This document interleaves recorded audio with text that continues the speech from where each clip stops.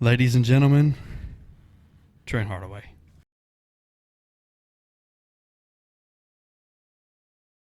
The I Don't Drink Coffee podcast. We finally have a name. Took us a long time to figure it out. Episode 2. And our first guest. Number 1, yeah. And it wouldn't be anyone other than Trent Hardaway. I appreciate that. Even though you didn't invite me to go golfing the other day. It's fun, so that's the way to keep it fun. The only thing that's missing is Ben, so it equals fun. That makes me feel better. Anyway, so you happy birthday, by the way. Oh, Ben. thank you very much. Happy birthday. Speaking of my birthday, Khaleesi, said let's do our very last Game of Thrones episode on Benny Klein's birthday. So thank you, Khaleesi. Mm-hmm. That's something. She loves me. Mm-hmm. I don't know what any of that means. I don't watch Game of Thrones, so I don't know about that. Well, we're going to stop this and kick him out, and we'll be right back. I want to talk about, first and foremost, your banishment from taking pictures for our social media. Yeah, I was informed that I'm no longer allowed to produce any media at all for our pages. Oh, any media? I thought maybe just still photography. No, it's anything. Evidently, I'm not allowed to do anything when it comes to putting things on the pages. Well, who banned you? My wife did. When she saw the picture I put up of Trent, she said, "I know you took that picture, and don't take any more at all." So here we are. Poor Trent. Yeah. Trent's like, well, I'm the one that had to suffer. It makes him feel. We can always pull it down and take another one. I don't care. It makes him feel like, what did I do?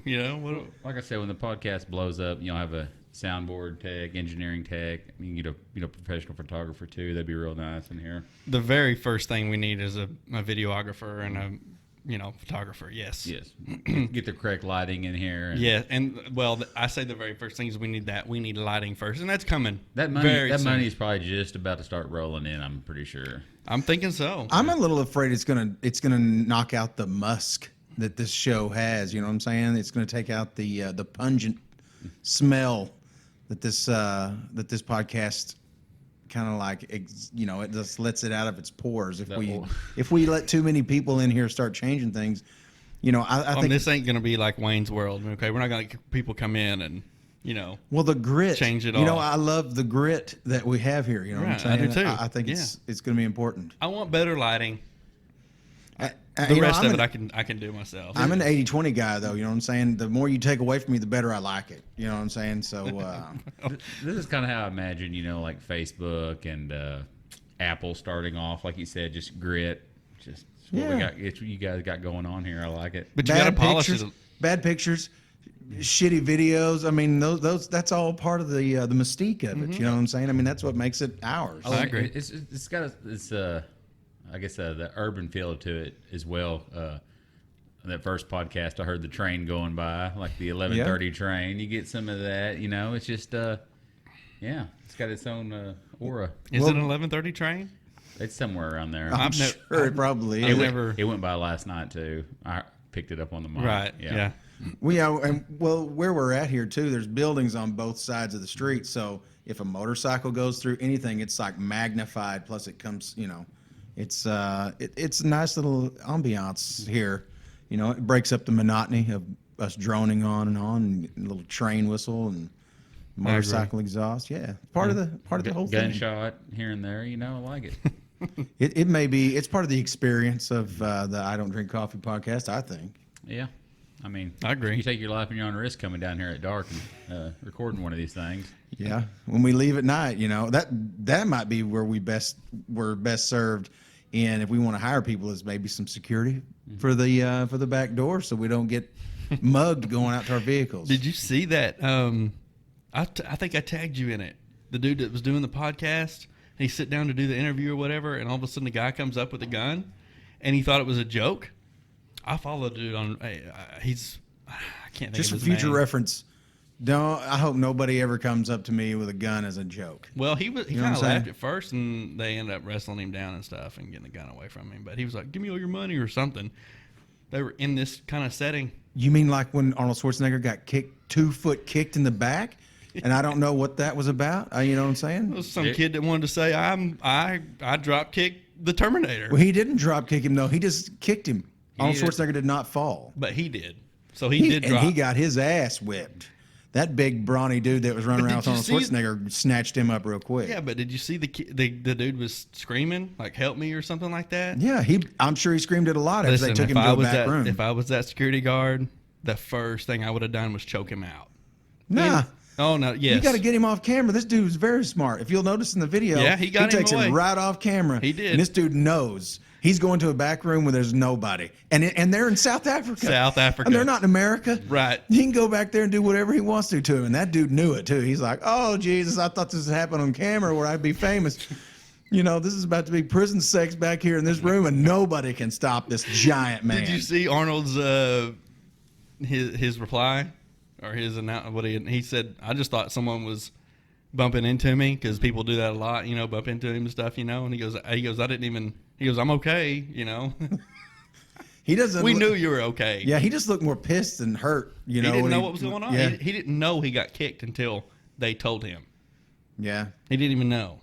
He looks pretty good for how old? He's 70-something years old. 71, I think. Yeah, I mean, he's still he's doing pretty good, I think. I mean, the dude barely moved him. You know, and Well, he was a. It was a full-fledged 10-pound South African. Yeah, that was. I would like to know what thought process went into it. I mean, I've done plenty of things that had no thought to them.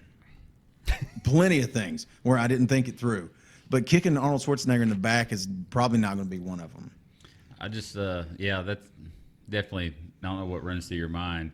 I do like how Lamborghini is a universal word, though. That's what that kid screamed after he kicked him. I need a Lamborghini. that's what he said. Yes. Mm-hmm. So, Lamborghini, that's universal anywhere. Like, I'm going to make it here. I'm going to go viral off this video, and I'm going to get that Lambo. So I kicked the Terminator, drop kicked him. Yeah. I wonder if that kid's even still alive. I assume he's a kid. I don't know. I wonder if he's even still alive. You know what I'm saying? I mean, because South Africa, you can kind of do what you want to do down there to a large degree. That's the impression I get. Ain't that? It's not as. Wouldn't that just be odd that a 110-pound South African took out the Terminator? Like if he would have killed him. That would be trippy. Yeah, like Arnold Schwarzenegger got took down to a kick in the back from a 110-pound kid. But he didn't fall. No, he didn't. I wasn't really surprised though. I mean, he's doing pretty good even at 71. And what has he had? A heart surgery or something like that? Didn't he have a bypass surgery or I'm not sure.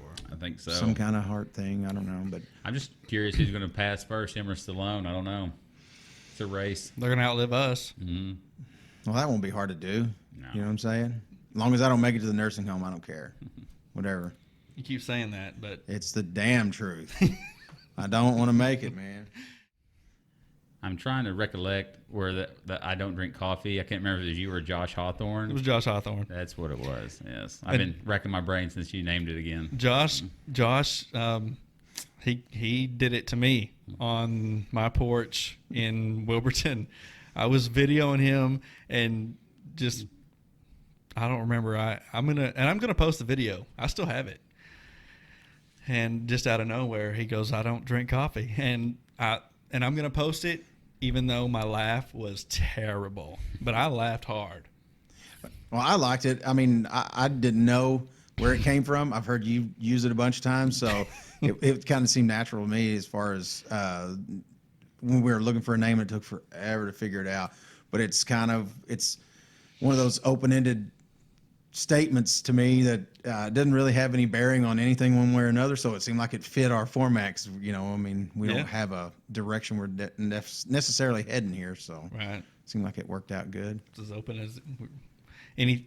This is the podcast where anything and everything goes. People are like, "What's it about?" I'm like, "Anything and everything." Yeah. I mean, we don't have.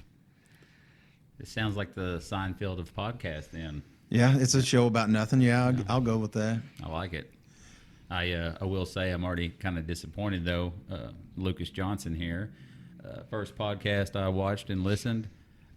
Intro song. I thought maybe all guests would have like an intro song. I was maybe thinking, Van Halen, Ain't Talking About Love. Maybe a little Wu-Tang Clan, something. Well, I'm gonna go out with your song this time. It's more of like a credits roll type feel that I'm going for on this one. So I don't want to. I guess I'll let you upstage me, and I'll just try to follow up as best I can. Or we're gonna do like the SNL close, like with the song playing, and like get up, shake, and hug, and all that good stuff. You can if you want to. I'm going to be a little bit indisposed, but yeah. I'd kind of like to hug it out a little bit. Yeah, we can do that. I don't mind that. Are you going to read the lyrics like you did last time? Probably, yeah. Yeah, I was very shocked when he told me he reads the lyrics while he plays the music. Well, I mean, when I'm on the spot, I do. Yeah, right. I mean, it's funny how nervous I can get as soon as I know the camera's rolling. Was I not supposed to bring that up? I don't care. Okay. I don't have any secrets. I have nothing to hide. Because watching the video, I could tell what you were doing. But when we were doing it, I thought he was actually texting work because work had just called right before we started shooting. So I was like, well, he's texting, this guy's bothering him or not bothering him, but. Oh, yeah, he was bothering me. Okay. But no, I just, I get nervous and man, you can, I watched Tracy Byrd one time at the Choctaw Festival. He was singing one of his big favorite songs. It was a really big hit for him. And right in the middle of it, he forgot the words. Oh, I was sitting there watching him. He was like, and he's even stopped. He's like, he's still strumming. He's like, I know this is a huge hit for me. I know you guys are all wanting me to hear it, but I cannot remember the words to it. It's what he said. I was like, so I know now. I don't feel bad. Once I saw that, I was like, okay, even this dude can do it. Which I'm sure most people watching this probably don't even know who Tracy Byrd is. Watermelon Crawl? Was he singing that one? It was one of those big ones like that. Yeah. Wow. Yeah, it was just shocking. Because everybody was singing it. Yeah. In the audience, and you'd think he would have just let everybody like he was letting them. He couldn't hide it because it came to the next verse and he had nothing. You know what I mean? It was just like he didn't let. Yeah, there was no. It was abrupt. You know what I mean? So it was the Choctaw Festival. I can't imagine too many people standing up and singing. Oh, they were. This was like Watermelon Crawlers.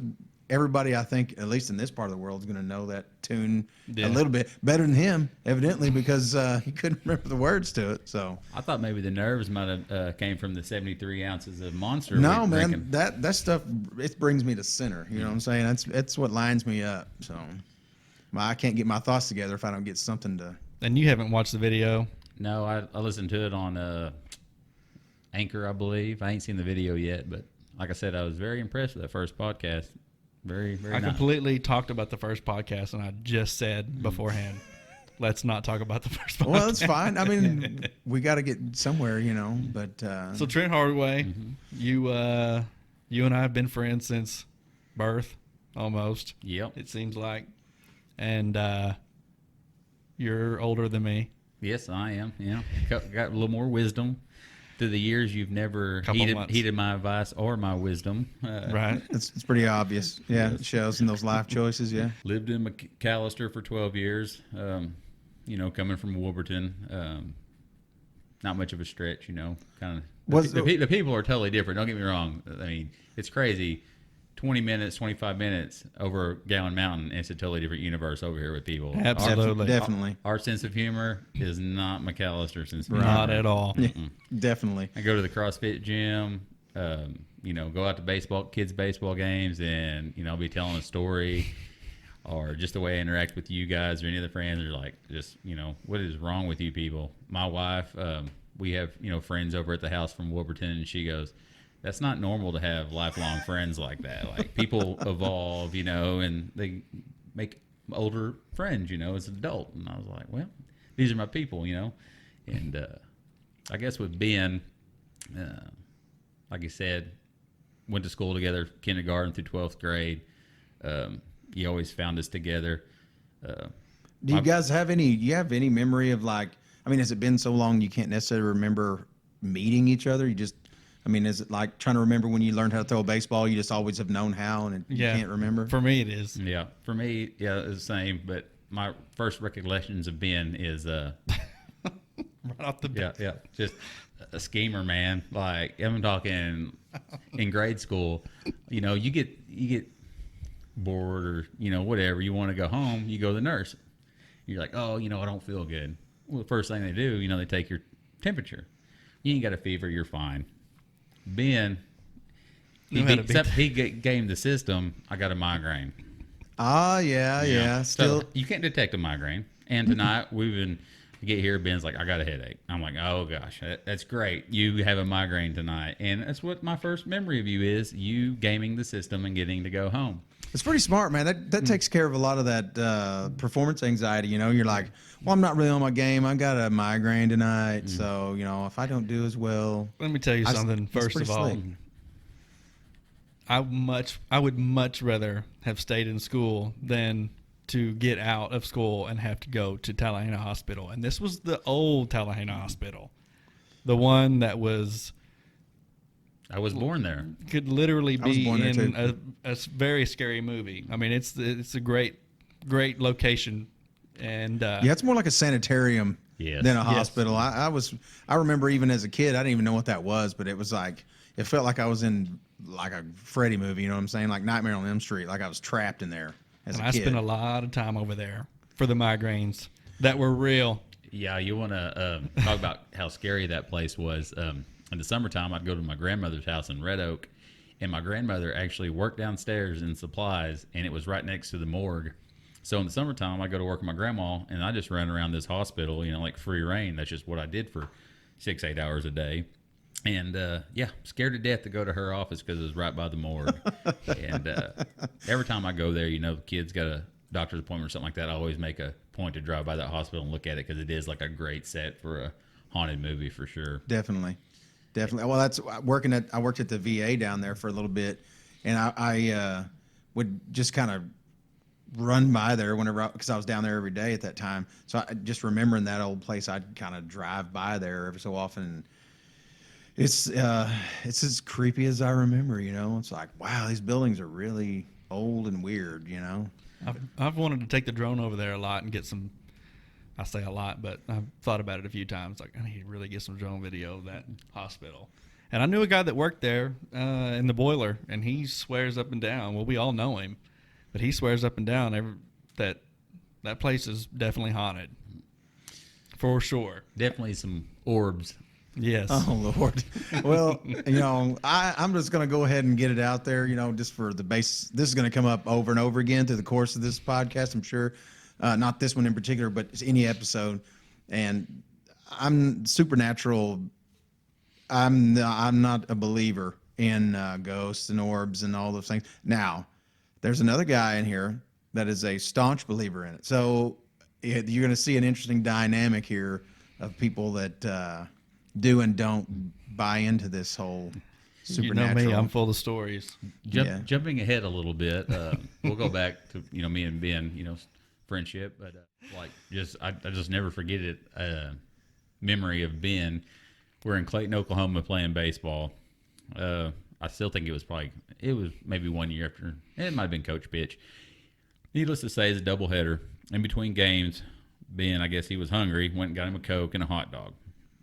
Once again, I don't know if it's performance anxiety or what. No. I had a bad headache, and I had to take medicine, but I had to eat and drink with the medicine. Yeah, we had another headache situation.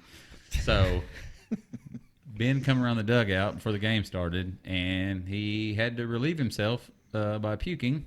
And Cam Smith had to point at it and yell and tell everybody come look at it, and it was essentially a whole hot dog. I was just hoping that no one would notice, And then he was like, "Oh my gosh, it's a whole hot dog! You didn't even chew it!" And I'm like, "Oh my god!" Did you really eat the entire hot dog without chewing? I was ready to get back to playing ball. How do you eat a whole hot dog without chewing it?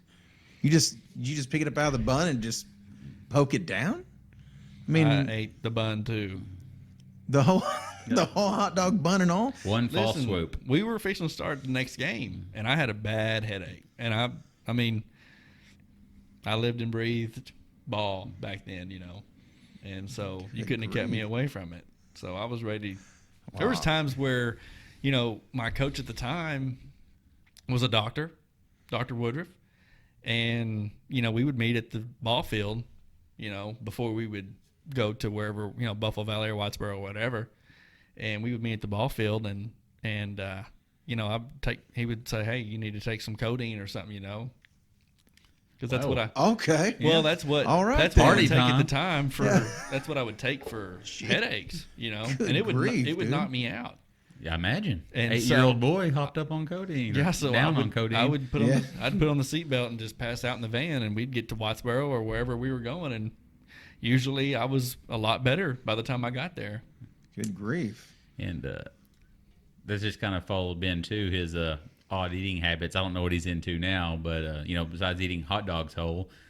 Well, you gotta talk about me. Oh, we're talking about our friendship here. Go ahead, Trent. Trent's the guest. Go ahead, Trent. Ben just I don't know. He lived in town, real nice house there in high school, and you figure a high school kid, be eating this or that.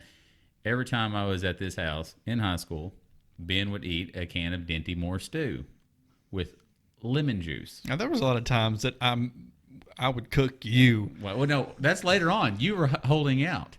Oh, So Ben was just like, all I got is, man, this Dinty Moore stew and like lemon juice. You don't want this. And you're like, I'm right. I don't want that, Ben. Like, you eat that. And it was always like a little Debbie snack or something he had. Anyways, so Ben went. he remembers. Yeah. So, anyways, Ben lives there. I think we're out of high school at this time. No, we're still in high school. And I think it was the ice storm the 2000 ice storm.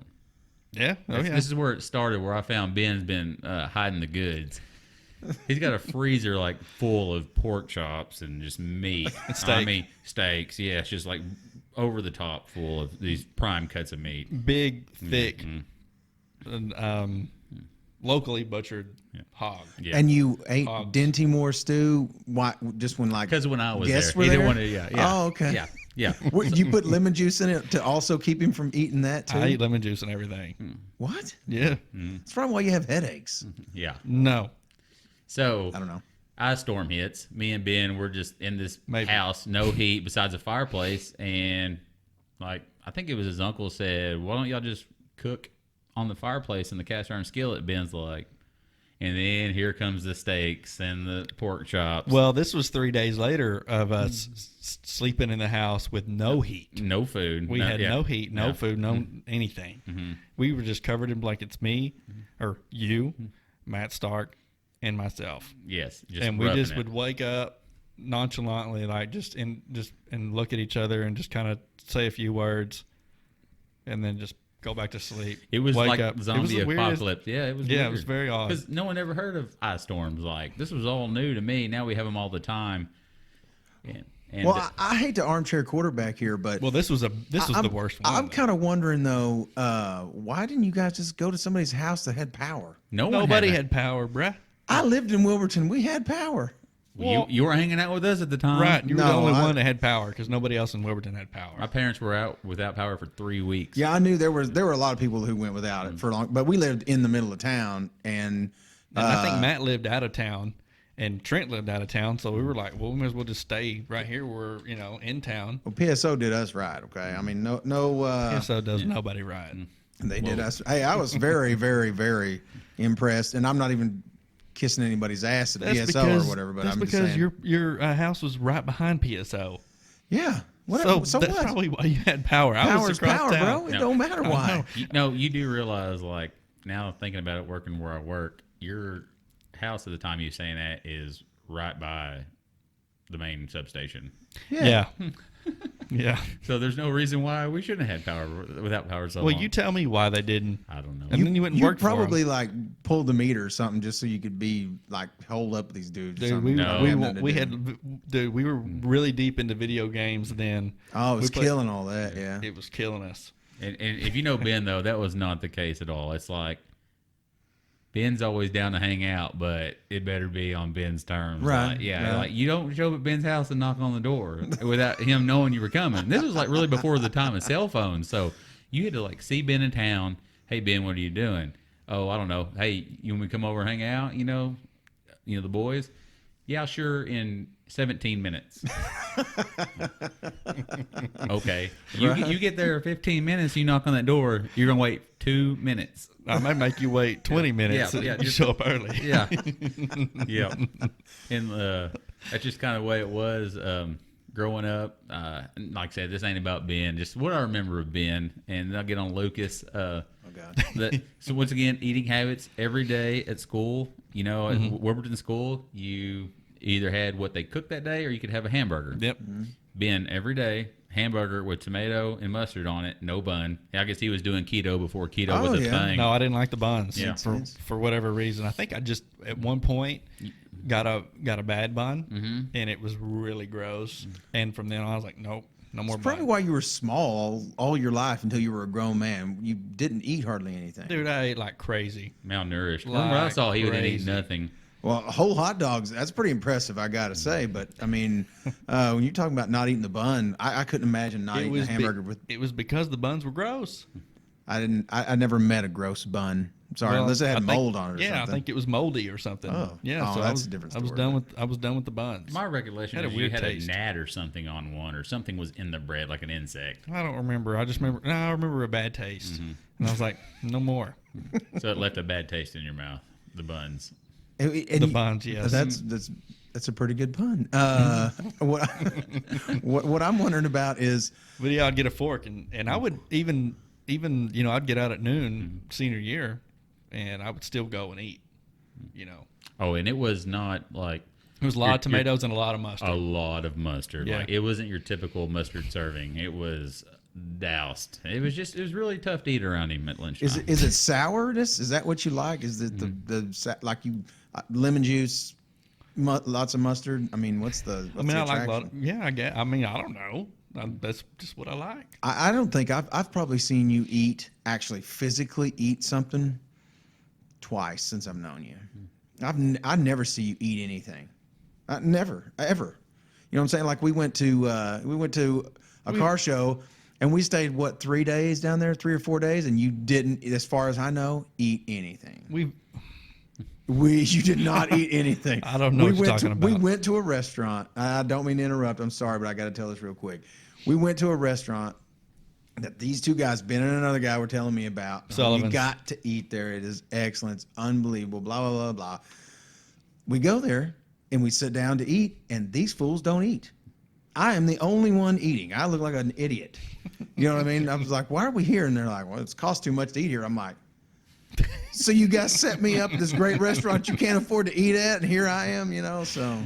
Oh, we could afford it. We just didn't want to. Well, that's Ben is a creature of comfort and habit. Like before the day and age of debit cards, Ben would have $100 bill, and if you went anywhere, he couldn't buy nothing because he didn't want to break that $100 bill. Oh yeah, And, that's true. but Trent, on the other hand, $3. He'll have like money in his wallet and go to pay for a pack of gum, and it'll be like $1.27 or whatever, and he'll want to pull out $1, and then he'll want you to pull out the 27 cents every single change. time. And this is where you And he'll guys have are a $5 similar. bill and a $1 bill. And he's like, man, you got 27 cents? I'm like, you got a $5 bill right there, dude. Dude, Break that out. And this is a funny thing that people don't know about you two guys is where you guys are so similar. You guys talk shit to each other about who's tight, but you guys really are like Equally tight. I don't even know Who's the tight- who would win that competition. I don't know. Probably Trent. I don't know. You guys are definitely tight, which I mentioned that last time in the last podcast is about how tight you are. But I mean, it's kind of a known character. It doesn't follow Trent around as hard as it does you. I mean, everybody that knows you is like, well, don't go anywhere where it's going to cost money, or Ben's not going to do it, or whatever. And, Trent's the same way. Maybe I observed Ben's eating habits too much. You said you never saw him eat out. Every time I seen him eat, it was just the same thing every time. We'd go to town on the weekend, or heck, weekday. We were always in town, cruising. We go to Sonic. Ben would get the chicken strip basket with the gravy and all that every time. It was never different. I guess maybe that's why we stayed friends for so long. You knew what you was getting with Ben. That's true. There it is. Well, we went to we've eaten at a Mexican restaurant a couple of times here in McAllister. He always gets the same thing every time, and those are the times that I can remember him eating. You know what I'm saying? The rest of the time, he doesn't eat any damn thing. I mean, whenever you go somewhere, I don't know. I guess that's why I'm fat and he's thin, because I'm always worried about eating, and he doesn't really. Oh, it's on my mind all day long. Where am I eating next? And I guess we'll probably skip back and forth. Of course. I got, being, like I said, kindergarten through 12th grade. Lucas, I met later on. I'd probably say I knew Lucas. You see yearbooks. You're like, hey, who's the dude in the poncho? The cowboy hat. Who's that idiot? You knew Lucas and snappy dresser. all those older guys, and they were larger than life. Like, man, them big dude, and I remember getting to hang out with them. Keith Dill lived out by the country club back there in Wilburton. Go back there, it'd be Keith, Lucas, Chris Turner, just the usual cast of characters, and to me, is just cool. We finally get to hang out with these guys, get to know them, and seen a bunch of crazy stuff out there. I'm still a punk, 16, 17, 18-year-old kid. Heck, might have been 19. Got grown men out there throwing fists and getting after it. And There wasn't a whole lot of, there wasn't any life lessons to be learned other than maybe some what not to do's. I mean, we did a whole lot of what not to do's. Yep. It's kind of helped me out later in life because I did enough bad shit. I say bad, just a ridiculous, immature shit. There was a lot of that going on. Yeah, it's exactly. Me and Ben's talked about this at length. Like a lot of our teachers and people from back home, Ben and Trent, them guys, this and that. We weren't bad kids. We just weren't, we did other things. We were out drag racing. We might steal a road sign here or there, we weren't just maliciously I bad. never stole a road sign. Yeah. Anyways. I did. I broke somebody's thumb stealing one, and not my thumb, by the way, stealing a sign one time. Sat in front of us we had in Miss Baker's English class, and we'd rap all out. Rachel Conley. Yeah. That poor girl. She hated it. Hated it so bad. And we would just sit back there and rap and giggle like schoolgirls. Fool, I'm a vet. You can bet. Yeah. And that song. And now looking back on it, I'm like, yeah, I could probably see why these teachers were like, hey, why don't you apply yourself just a little bit? Yeah. To me, of course, with my kids, I want them to have, some sense of direction.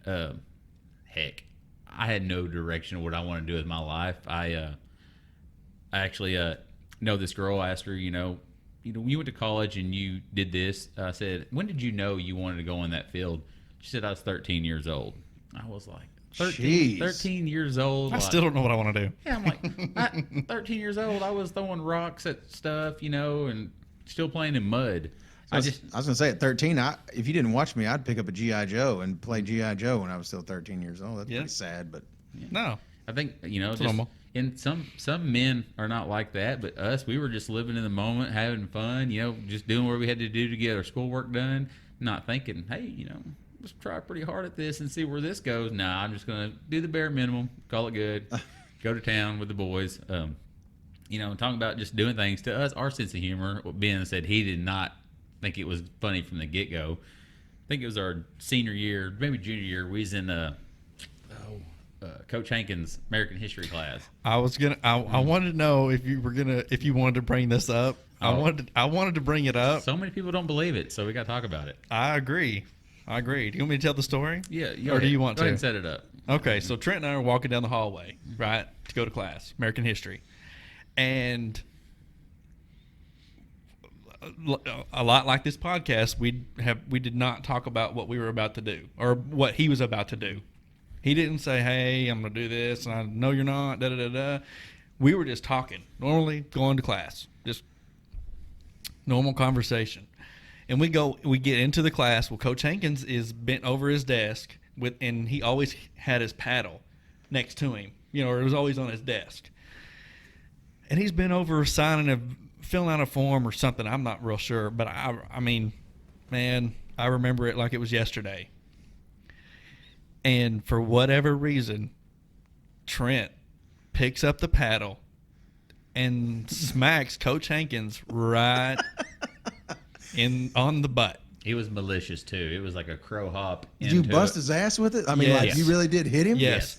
And I just kept walking like I didn't even see it. Like I acted like I didn't even see it. I just kept walking, didn't say a word, nothing. Walked right to my desk like, what? He's dead. What just happened? And Coach Hankins flipped out. I'm sure. He turned around, got in my face, and he couldn't even talk. He was just like, just get out of here and go to the principal's office. Well, I was like, well, the heat's way too hot. It was 7th hour. I just walked to my truck, started it, went to the house. We'll deal with this, tomorrow when cooler heads prevail. I'm sweating bullets, all night. I get to school the next morning, like, well, here it goes, Miss Taylor's probably going to expel me. Something's going to happen. It's going to be bad. Nothing happens. I'm like, go to Coach Hankins' 7th hour period. I'm sweating bullets. Nothing happened. Not a single word ever. Nothing spoke of it. No word ever until now in public. Yeah. I mean, we've told some stories. We've told the story to people. Mm-hmm. Trent actually called me a couple months ago and was like, "Dude, you've got to tell the story. I've got you on speakerphone. Tell the story." And he goes, "What had happened? You said something." Mm-hmm. Anyways, so I was like, "It's true. Mm-hmm. It really happened." But no, and not just I was not the only one that saw it. The whole class saw it. Or at least knew what happened. And Ben may not have been there. He may not. I don't remember after that. But it was probably a good 2 or 3 months later. I was bent over a desk in American history class, and Coach Hankins come up behind me and gave me the old "what for" revenge paddle. Dude, I don't remember that. Now this, I don't remember that. This is a good story. Mm-hmm. It's a fantastic story, and if all the way back around to that's why he didn't say anything. He's just biding his time. Yeah, and that's the first time I learned about an old man's thinking and revenge. He was waiting for that perfect sweet spot when I was least expecting it. Yeah. Now, for the record, if Coach Hankins ever watches this, I just want him to know, because I didn't get to tell him then, but I just want him to know and everybody to know I had nothing to do with that. Like, Trent did not say, "Listen." It wasn't premeditated by no means. It was not. Are you afraid he's going to find you downtown and bust you with a paddle or something like that? No, I knew Ben not was at in on all. this. But Wow. I have a lot of respect for Coach Hankins. He was actually one of my very favorite coaches and teachers. I mean, seriously, and he was pretty animated, like on the basketball court, as a coach. He would scream and stomp and all that. And you talking about Terrell Hankins? Is that who you're talking about? Yes, Burrhead. I went to school with this dude. Yeah. No. His dad. Hey, Dad. Oh, okay. Yeah. And so he would be animated. He would scream at you. He didn't hold anything back. And and a lot of people didn't like that. A lot of people were like, "Oh, Coach, come on," And people would laugh, like in the stands, they'd laugh at him, because he would stomp around with his cowboy boots and Always stuff like cowboy that. Boots on. Yeah. And so people kind of laugh at it, but hey man, a good like I said, unannounced ass busting with a paddle. I don't care who you are. That's a good idea. I don't care. I just want him to know I had nothing to do with that whatsoever. I would have told Trent, do not do that. Abort the idea. And I've asked Trent a million times, was it premeditated? What was going through your head? Before, it just was this perfect setup. I mean, when we walked through the class, he was bent over right there, and Trent just bam. And that takes some guts, man. That's a pretty gut. I don't care, man. That goes back to what I was saying, being a young man and just living in the moment. Yeah. There it was. It'd be fun. Surely it'll be fun. I just thought Trent. I mean, I could just imagine Trent just thought he was just gonna walk to his desk or walk to his desk and have a seat, and Coach was just gonna be like, whatever, What I failed to understand. I don't know what you thought what was going through your mind. I thought it would be, just you thought it would be funny. A fun thing. You thought Coach Hankins was going to think that was funny. Looking back now, Coach Hankins very old school about being respectful of your elders, and I totally see now where yes, he was going to be very offended by that. Then I just thought, we cut up and joke around. Coach Hankins would always tell Ben he'd outrun his pickup truck and he'd outrun us foot racing backwards, and we just had fun in his class. And, like I say, like a lot of our teachers, I did have a lot of respect for a lot of our teachers. And, right. I seen Miss Welch today. I ran into her, still the sweetest lady ever. but like I said, a lot of teachers didn't get me and Ben and our other buddies, our whole vibe and our shtick, I guess. They did not get it. And me and Ben, I guess about 5 years ago. Not that they were supposed to, No. but they just didn't get it. No. We We were got just our revenge. We didn't pay attention in class. We didn't apply ourselves. But they had a little contest in Wilburton. Are you smarter than a fifth grader? Right, which sounds easy. I forgot. I'm glad you brought this up. Yes, It's not easy. It's not an easy, by no means, is such a good- questions. In fifth grade, I didn't know none of this stuff. I can tell you who the Intercontinental Champion of the World Wrestling Federation was. Right.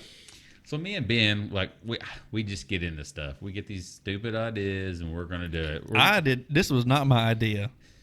This was like kind of a whim, though, right? I mean, This was your idea. Did you know about this ahead of time? I mean, I know you guys did it, but I mean, I did really you? don't know how, like I said, things just kind of happen to us and get in our field of vision, and we just do it. That's true. So we get down there, and we got this ragtag, a team of extras. Like, people's like, they need a team too. So here we go, and great teammates. Yes. Yeah. So we're rocking along, and we're doing really good. And it gets down to 2 or 3 teams, and one of them is a table of some of our former teachers, and most of them, of course, like I said, probably didn't have the greatest thing to say about me and Ben's academia, So sorry about slapping my leg there.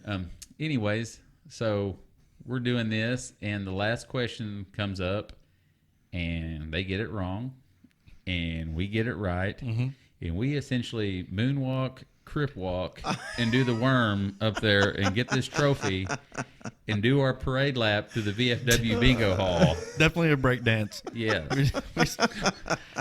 And meanwhile, they were acting cocky too. Oh, yeah. The way they were sitting at the table, and they were acting like, because they were, they knew it came down to us. They've seen you guys in action when you were young. They were like, this is a lock. We are their guys, teachers. These guys bring each other's IQs down just being close to each other. So we're in good shape. And we pose in every manner you could think of with this trophy. And meanwhile, they're at this table just in disgust. And that night we went to Pizza Hut, and we laughed and giggled like we just won a state championship or, anything. Like, it was the Indy 500 for us. It's as good as to me. I mean, we laughed, and we laughed, and we laughed, and we laughed. On the way home, we had the trophy in Pizza Hut. We took it inside. We were taking pictures with it. Where is the trophy now? The next day, they kept it. The next day, we laughed. We laughed a lot. We're still laughing about We're it now. still laughing. Like, I'm holding back laughing because go ahead, tell what happened when we won and how they acted toward us. Did you say that already? Yeah, they just, sit here crossed arm, didn't come congratulate us. Did not nothing. come congratulate us. Yeah. And there was, Wow. I don't know, 80 people there? Oh, yeah. There was a lot of people there. It's packed VFW. It was man. packed. Yeah. It was packed. You got to think about it. We took a picture for the newspaper up front in front of everybody, and they act like we weren't even there. And we just, for the record, we did not get one question wrong. Not one. We got 100% of them correct. Did you A guys plus. answer them, or did your team answer them for you, or how did you? I got the last one right. Actually, it was I can't remember the artist. What field of art did they do? And I was like, he was a sculptor, and they had answered something else and got it wrong. Went to us, got it right. Victory dance started. And Yeah, what kind of artist was this 14th century whatever? You wow. know me and my arts. Pretty. Let's keep up with it. Well, We had I respect it. We had an attorney on our team, and I forget his name. He's from McAllister. Yeah, I don't remember the gentleman's name. Pretty cool dude too. Yeah. Ticey. And we had Ticey. I guess his maiden name was Gross Nicholas. Yep. Yep. And hey, And she was she did great. really good. Yeah. Yes. I think her kid. And that was it. Yes. Yeah. It was her kid. Wow. Who This was is- what? I don't know. 12 at the time, maybe. I don't 10. even know she was that age. I think she was an actual fifth grader. Hey, I'm a father now, and I'm still horrible with identifying kids' ages. Like, Yeah. don't ask me how old that kid Right. is. I'll be like, They're a kid. Yeah, 4. Like, he's 8 months old. Like, oh, I sit down because I didn't know how this worked. Right, I didn't know how it worked. So I sit down, and the kid was across the table from me, And I was like mean mugging her, just joking around, you know. And I was like, and I thought it was every table was going to have a 5th grader, and we had to beat her. You know, we were playing against her. I had no clue that. And no, she was on my team. Yeah. Yeah, Ben's like, we're going to take you down. I'm like, I was like, I'm going to take you down. Yeah. And they were like, see, now she's I on know. our team. Now I know why your teachers were all pissed whenever you guys won, because they're like, these guys, you know. I mean, I guess even they say the old blind sow finds an acorn. You know, I mean, I'm sure they were probably thinking that you guys just got lucky or whatever. So well, we don't win graciously either. No, that's on us. That's our shortcomings. Well, you know, if you do, then you've won too much. You know what I'm saying? You don't know what it's like to lose if you win graciously. But well, it wasn't just teachers that were on the other teams. It was, you know, an attorney, an attorney that, not to get into it, but he's, you know, anyways. There were a lot of attorneys involved in this. What's the deal with that? Yeah. It seems like y'all not going back to the first podcast, and now this one. A lot of the stories revolve around attorneys. It seems. Yeah, what's the deal? I don't like lawyers. Just to throw that out there. I don't appreciate them. So I get nervous about anything that has to do with them. That's why you guys keep saying there's a lot of lawyers. I wouldn't have. We're gonna have an attorney out there after watching this, and they're gonna try to file some kind of lawsuit on us. Well, I think we should have one on. That would work. They wouldn't like me very good at the end of it, but you know. What about when this podcast blows up and you have to get some Chris attorneys? Hammonds? We can have him on. Now he's one that I like. Yeah, but he's always gone, I mean, dude. Not that I know him. He's like a media darling. We'd never be able to get him. You know what I'm saying? We'd be like, hey, we need you to come down and read He's this. too big for this. You know, and he'd be like, I'm sorry, I'm on The Amazing Race. Or Wouldn't it be amazing if this podcast comes full circle, starting off with an attorney, and then it makes it big, and y'all have an attorney who just swindles all y'all's money from the podcast? Right. That would be a full. that would be life in action. You know what I'm saying? That would be just another true story, you know. Don't get me started. Yeah. And well, this attorney is an attorney that we've had to deal with on my grandpa's estate. Mm-hmm. You know, in the last 10 years now, 9 years, and so like an opposing attorney. He wasn't supposed to be. He's not. He's okay. not supposed to be an opposing attorney. He's supposed to be a middle, you know. But no. But we won't get into that. That should be life goals. I hope the day comes when I pass that it's called the Trent Hardaway's estate, not like Trent Hardaway's crap. Like, hey, we got some boxes and stuff over here. You know, mine's going to be probably more along the lines of, well, I got all my dad's debt. You know what I'm saying? Oh, great. You know, he left me a lot of debt. This is awesome. Yeah, thanks. So thanks for no credit life, Dad. We beat our teachers and we beat this attorney and some other people, you know, that we don't really, not that we don't like, but just, Good. Hey, it felt good to us because it was even better for them to not acknowledge us. Was that your 15 minutes of fame though? I mean, that's kind of, I hope not. It was just I guess the pinnacle of just showing her. We did our teachers a favor. I think we learned. Right. You may not thought we were paying attention, but you taught us something. You know, they were sitting around thinking these guys were supposed to turn out to be nothing. Right. You know, absolutely. Yeah. And they turned out to beat us. I mean, you did a good job, teachers. Yeah, you did. So let's give it up to the teachers. Yeah. Thank y'all. Yeah, thank you very much. Wow, that's a pretty gracious thing to and say. And the thing is, some of those teachers I liked. Oh yeah, you know, I liked. I really, honestly, looking back, I had to have no problem with none of them, like my teachers, and nothing bad. I mean, fourth grade. Okay, well that was different. You know, that was bad. I had Miss Cook, man. Yeah, an angel. Mm-hmm. We had a lady. I loved her. I don't even know if anybody knows her. I'm not gonna say her name, but maybe someone's kin to her. But we had a fourth grade teacher. If you got a little too rowdy in class, acted up, she would lock you in a dark closet. Yeah. Wow. And then we had a young gentleman who said a curse word, and she stuck a bar of soap in his mouth. And it was different times. And that's even different for the time, dude. Jeez. Well, she really would lock you in a closet. No joke. Dark. I mean, I never had her for a dark. teacher, but I had Miss Cook, and Miss Cook, oh my gosh, so nice. See, I always usually went straight to angering them so much they wanted to do me physical harm. You know what I'm saying? It's a lot quicker if you can get them just to bust you, you know, get out the old paddle. You know, I'm like, all I got to do is get a paddling. Oh man, you're not going to be able to control me at all. This is a great direction, kind of we're like going down. I didn't realize until last year, my wife was talking about the school bus, and I said, "What do you mean a school bus?" She's like, "Well, the kids could ride a bus to school." And I was like, "I drive the kids to school every morning, and they could be riding a school bus." She's like, "I'm not putting my kids on a school bus." My wife's same way. And I'm like, that's where you learn a lot of life lessons: how to fight, how to defend yourself. You learn the cuss words. That's how you learn to survive right there on the bus. I was on bus 3. Survival skills. Yeah, I can't talk. And good old bus 3. We had a bus driver who I think partaked in some spirits every once in a while. He would hit some random things. We had this family, they lived right down the road from me. I grew up in rural Wilburton, like out in the middle of nowhere. So there was one family out there. So that's who I knew. Well, the older 2 boys, they felt the bus driver was being unfair to them. And I was in 3rd grade at the time. And so was their younger brother. We was in the same grade, and so was Ben. So the next day, I'm on the bus before them going to school. We pull up at their house, and there's the 3 boys, and there's their dad. No T-shirt on, cut off jean shorts, with a 6-pack of Bush and flip-flops. He gets on the bus with his boys, and he said, "I heard you've been mean to my boys."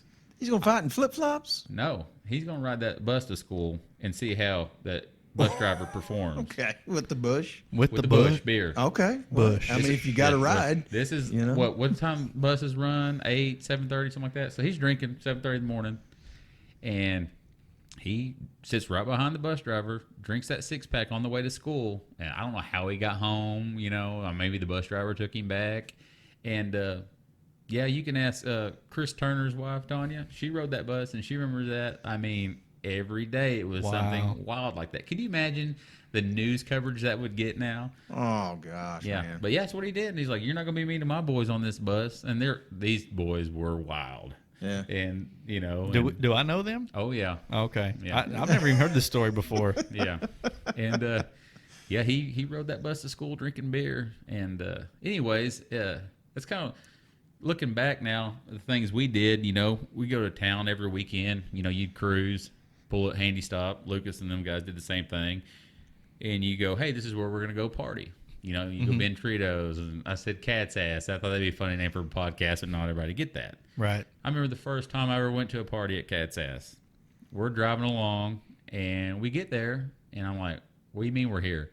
And it is literally down Limestone Road, right there at a cattle guard. Yeah. I'm like, this is not what I envisioned this being.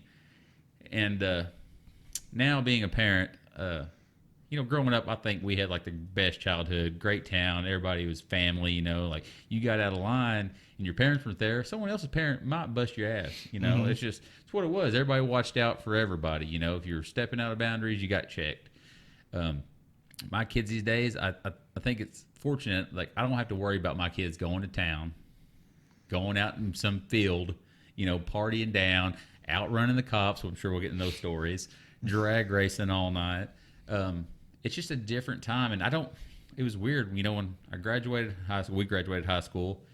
There were still a few kids that would go to town and stuff. And now we were the last class to really do it. That did it hard. Honestly, we were. Yeah. And now you go to town, small town, or any town on a Saturday night, there's no one in town cruising, pulled over, talking. And I get cell phones. I don't know what it is, but I mean, I'm glad my kids ain't going to be doing a lot of things I did, but also like it's a big part of Americana, I think. Like every kid should experience a little bit of it. And Ben, you would think, well, Ben's never drank. He's the responsible one. I almost died with this guy more times than anybody. Yeah, that's true. I mean, it was just endless times. Ben, one time almost killed him, but it was his fault. He blamed. I had a brand new pickup. We were seniors. Chevrolet. I'm a GMC. And if y'all have ever been around me and Ben, we're going to argue like brothers. It's just inevitable. We're going to Tulsa. To this day, we will. We're going to the midnight drags. It's like 10 o'clock at night. Nothing's going on in town. We're headed to Tulsa. We get going out there, Ben's like, I don't know if I want to go, I'm like, what are we going to do? I don't really know if that was the case, but go ahead. Anyway, it was something like that. Well, I'm making a hot lap, of course. You're making me look like I'm the one that's like, I don't know. Yeah. It's like might have been he's you. like, he's like the wife. I'm driving, so I'm down to go. So I'll make a cruise through the car wash, and Ben goes, "Well, how about I just get out?" Maybe we were dating. It sounds like. And next thing I know, I look over and Ben's like, "Stop!" And I'm literally, he's holding on to the door, and I'm dragging him down the road. I had no idea we were going to talk about this kind of stuff on here. I stop. Ben gets in. I'm like, "What happened?" He goes, "Your door just flew open." This truck had like 3,000 miles on it. I had brand new clothes on and a brand new watch, and my brand new watch was just like almost, grinded down from the road. So you literally fell out in the street? I was hanging on for dear life. I was dragging him. I'm not kidding. And at this time, you were like this big, too. You know My what I'm saying? watch. Yes. Yeah. Yes. No, I was That about was our my senior year. height. You finally got some height to you. Yeah. Yeah, That's 'cause- when I grew. It was close to the end of Yeah. my senior year. Yeah, because I remember seeing you in town when you first started driving. Oh. And this dude was little. Like he would be driving his little blue and white Ford truck around, and It was a of big course, blue and white. Well, it wasn't big, but Well, compared to me, it was huge. yeah. But of course, I'd been out for, I was out running around being dumb or whatever. So anytime we ran in town all the time because this is before cell phones and everything. So town was everything. Going to town was all we thought about. So Yes. we would go. We'd be driving to town. Well, if somebody new showed up in town, we wanted to know who they were.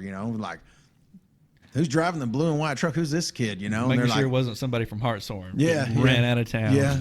Now they're like, that's Ben Klein. I'm like, oh man, it doesn't even look like anybody's driving that truck. He was so little, he's like under the steering wheel. You know what I mean? I was like, that's a little bitty kid, man. You sure he's old enough to drive? Well, true story though. Literally 5 minutes after I got my license, I went home, got in my truck, and took off, and drove from my house, which was on the hill behind Henny Stop, and got into town by Henny Stop 1. So I lived behind Henny Stop 2 almost, close. Got to Henny Stop 1, which is about 20 seconds, and I got pulled over. Really? Yeah. So 20 seconds behind the wheel ever without, What did you get pulled over for? I guess I pulled into Henny Stop 1 a little too fast, and what happened was, and it was an honest mistake, but just pulled in and was turning the wheel at the same time, and it was all gravel, so my truck kind of slid a little bit, So and I wasn't really going fast. You were but- drifting into Handy Stop parking lot and you got pulled no. over. That is exactly Well, what happened. I Yeah. would say now that's what happened, but that's not the case. But what happened was I looked like I was 11 years old behind the wheel of that Yeah, truck. you And- did. I remember. And he was wanting to know why Benny Klein is driving a truck, at 11 years old, sir, Yeah. So we're gonna have to get you back home, to your parents. Well, I can remember, also I remember, seeing Trent, seeing you around town, but whenever you were young too. And the thing I remember most was like you driving, you were not a huge guy, but you were a bigger dude and you drove a small truck. Oh, You know what I mean? I remember Toyota. that. I remember thinking that is odd, because you would see guys that would drive smaller trucks, but it was just an odd thing. You know what I mean? You're always kind of a strapping guy and, drove a little truck. That's what I remember. That was probably Scotty Ivy's fault. Got big in a mini trucking, and all that good stuff. I remember Chris Turner.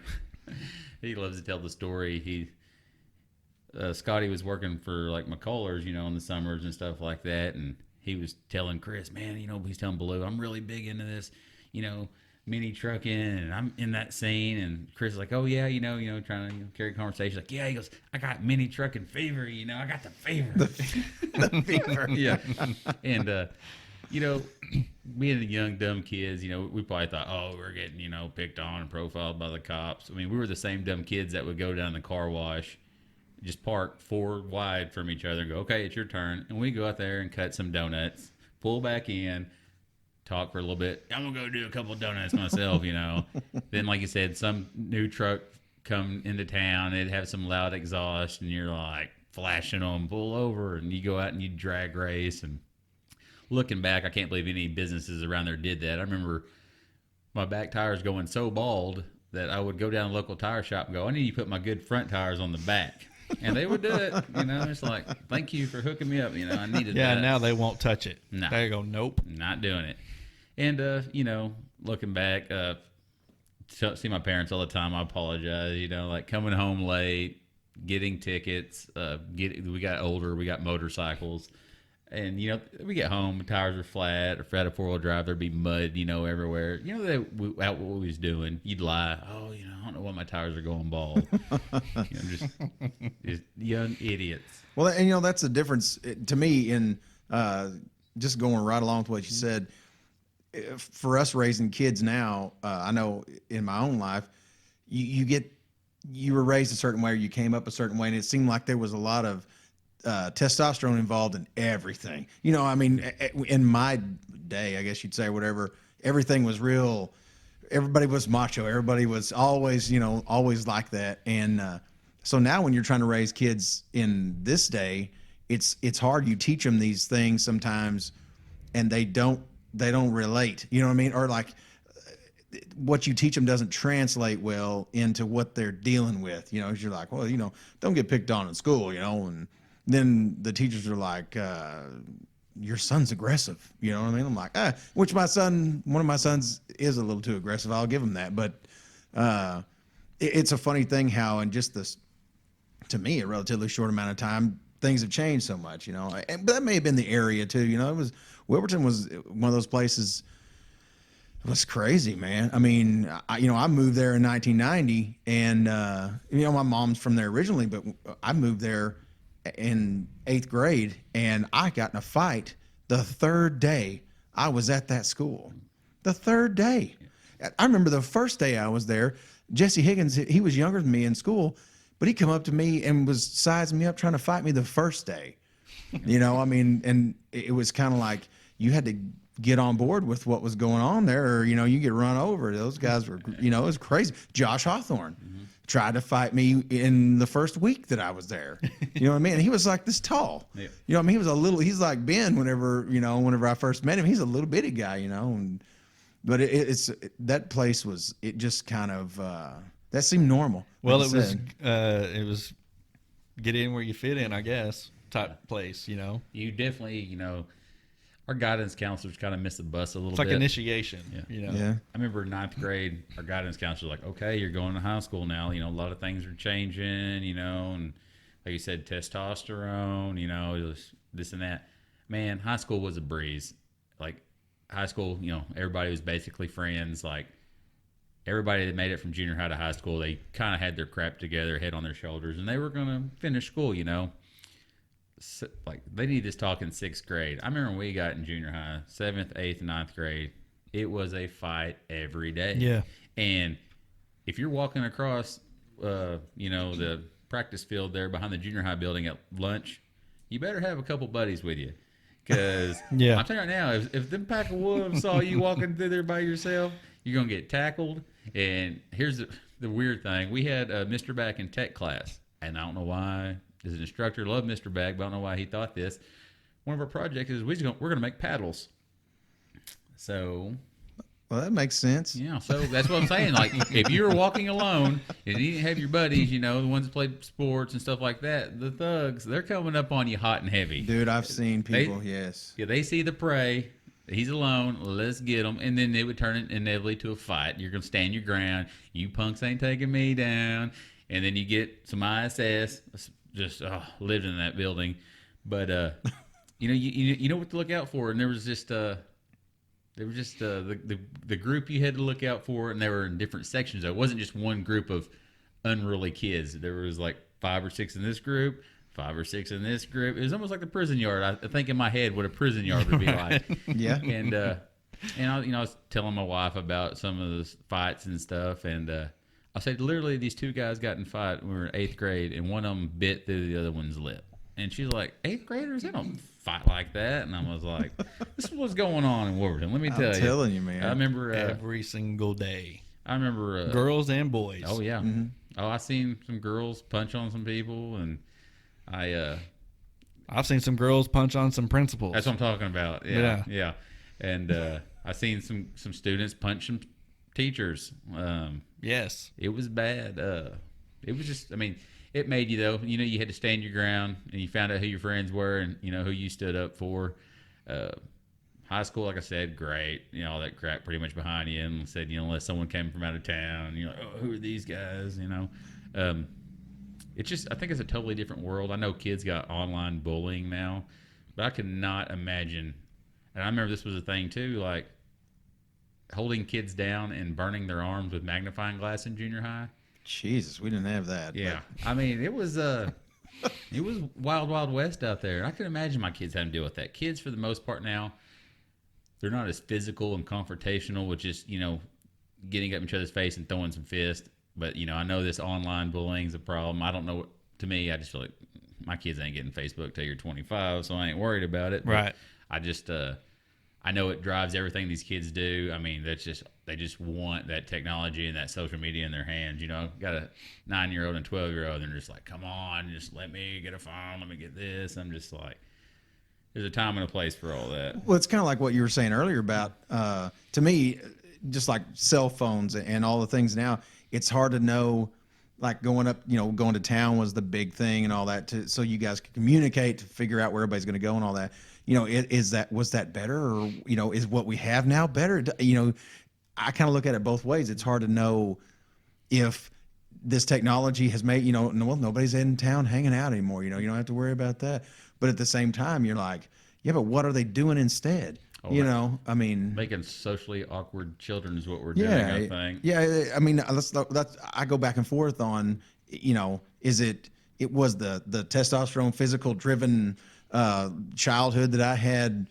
Was it the way, you know, or is Right. this, you know, we're supposed to be more civilized, you know, we're as a society, we're supposed to be more calculated, you know, in our upbringing of our children. I know I give a whole lot more thought, it seems, into what I teach my kids than I think my parents did. My parents were winging it as far as I could tell. I don't know. I mean, maybe they did, but is it better or is it not? You know, I mean, I think maybe our environment there in that town is a little bit, I would like to think, unique. I mean, I went to a school, I know you guys went to school always, you know, all the way through school there, but I went to school somewhere else. You know, I went to school in Seminole, and it was a predominant, or not Seminole, but Bowlegs is a real small school, and it's predominantly Indian school. And it was pretty rough. I mean, honestly, you know, not Jones Academy rough, but it was pretty rough, you know. I mean, Jones Academy was not rough. Well, especially being an Indian kid, you get in trouble. Your parents are like, we're going to ship your butt off to Jones. Right. Like, no, Yeah. no, no. Yeah, and to touch on that a little bit, you know, They're eating steak out when there. I first got into law enforcement, they had some runaways, right? So Israel and I were out looking for these runaways, and we caught them, and in Gowan, and so we pulled over. You know, we stopped them, and they were just walking, and we held them there until Jones Academy came and picked them up, and their one, I'm guessing their security guard or cop or whatever at the time, he was in a Ford Ranger, I believe. He pulled up in a Ford Ranger with this big, you know, light bar on top, and he gets out. And I'm thinking, oh, snap. Y'all are fixing to get it, you know, because my parents told me how it was. You know, y'all are, you know. you're going to JA, boy. Yeah, I'm going to turn my head when he starts beating you, you know. I'm not taking him to jail. I'm not taking, you know, so I'm waiting for these kids. I'm waiting literally for just the hammer to drop, okay? And I'm like, I'm going to turn my head, you know. You do what you want to do, man, because these kids are unruly, you know, because they're in Jones Academy. And he gets out, and he looks at them, and he's talking, you know, and he goes, now, I'm going to tell y'all something. This is what's going to happen. You don't get TV for 3 days. And you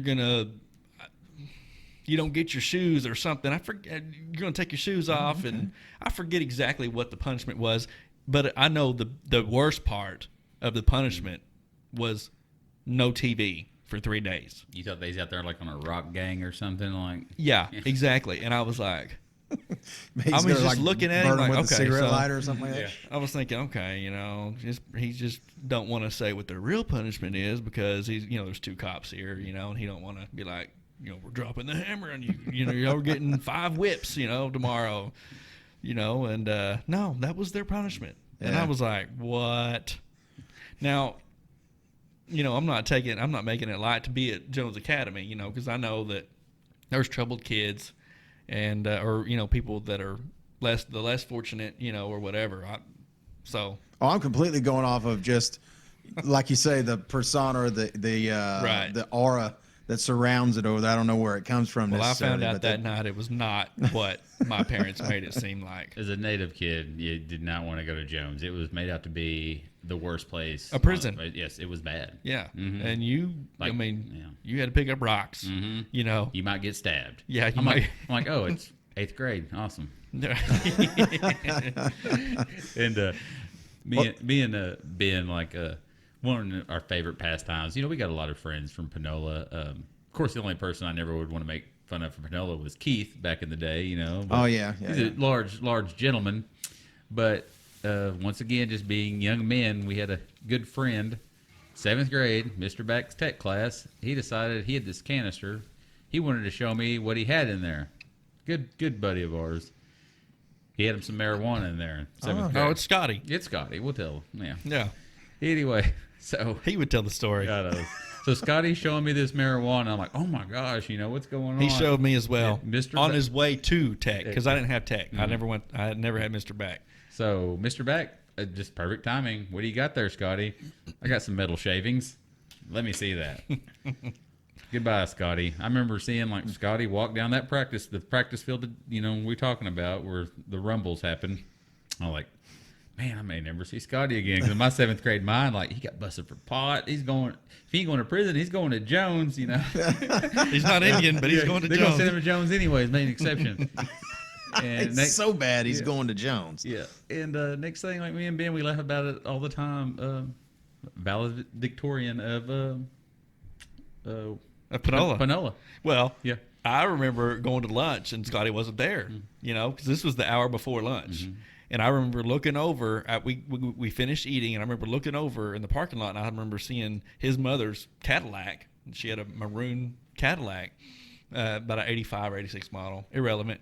But I saw it leaving, and I was like, oh, wonder what happened, you know. I didn't know at that time, and then I guess Trent or somebody told me he got caught with pot, and I was like, oh, gosh. Well, you know, Scotty and I were like, you know, brothers growing up. I mean, literally, we were inseparable. And, you know, we're cousins. So I go to call him, and they're like, he can't talk to you, Ben, and you know, y'all can't talk. And I was like, you know, it kind of made me feel like I was the one that gave him the pot. You know, it kind of like they thought I was the bad influence. And next thing I know, I hear Scotty is stealing motorcycles or something at Panola. Like somebody You know how brought a rumors go motorcycle around, or something. Yeah. And so he like left Panola school on a motorcycle or something, and the cops ended up having to chase him or whatever. He joined a gang, you know, the norm. Yeah. So when he got in trouble, he went to Panola. Yeah. Yes. He got kicked out of He got kicked out of Wilburton, or they just moved him from Wilburton. Oh, who knows? I don't remember. They moved him from Yeah. Wilburton. Okay. He didn't get kicked out, I don't think.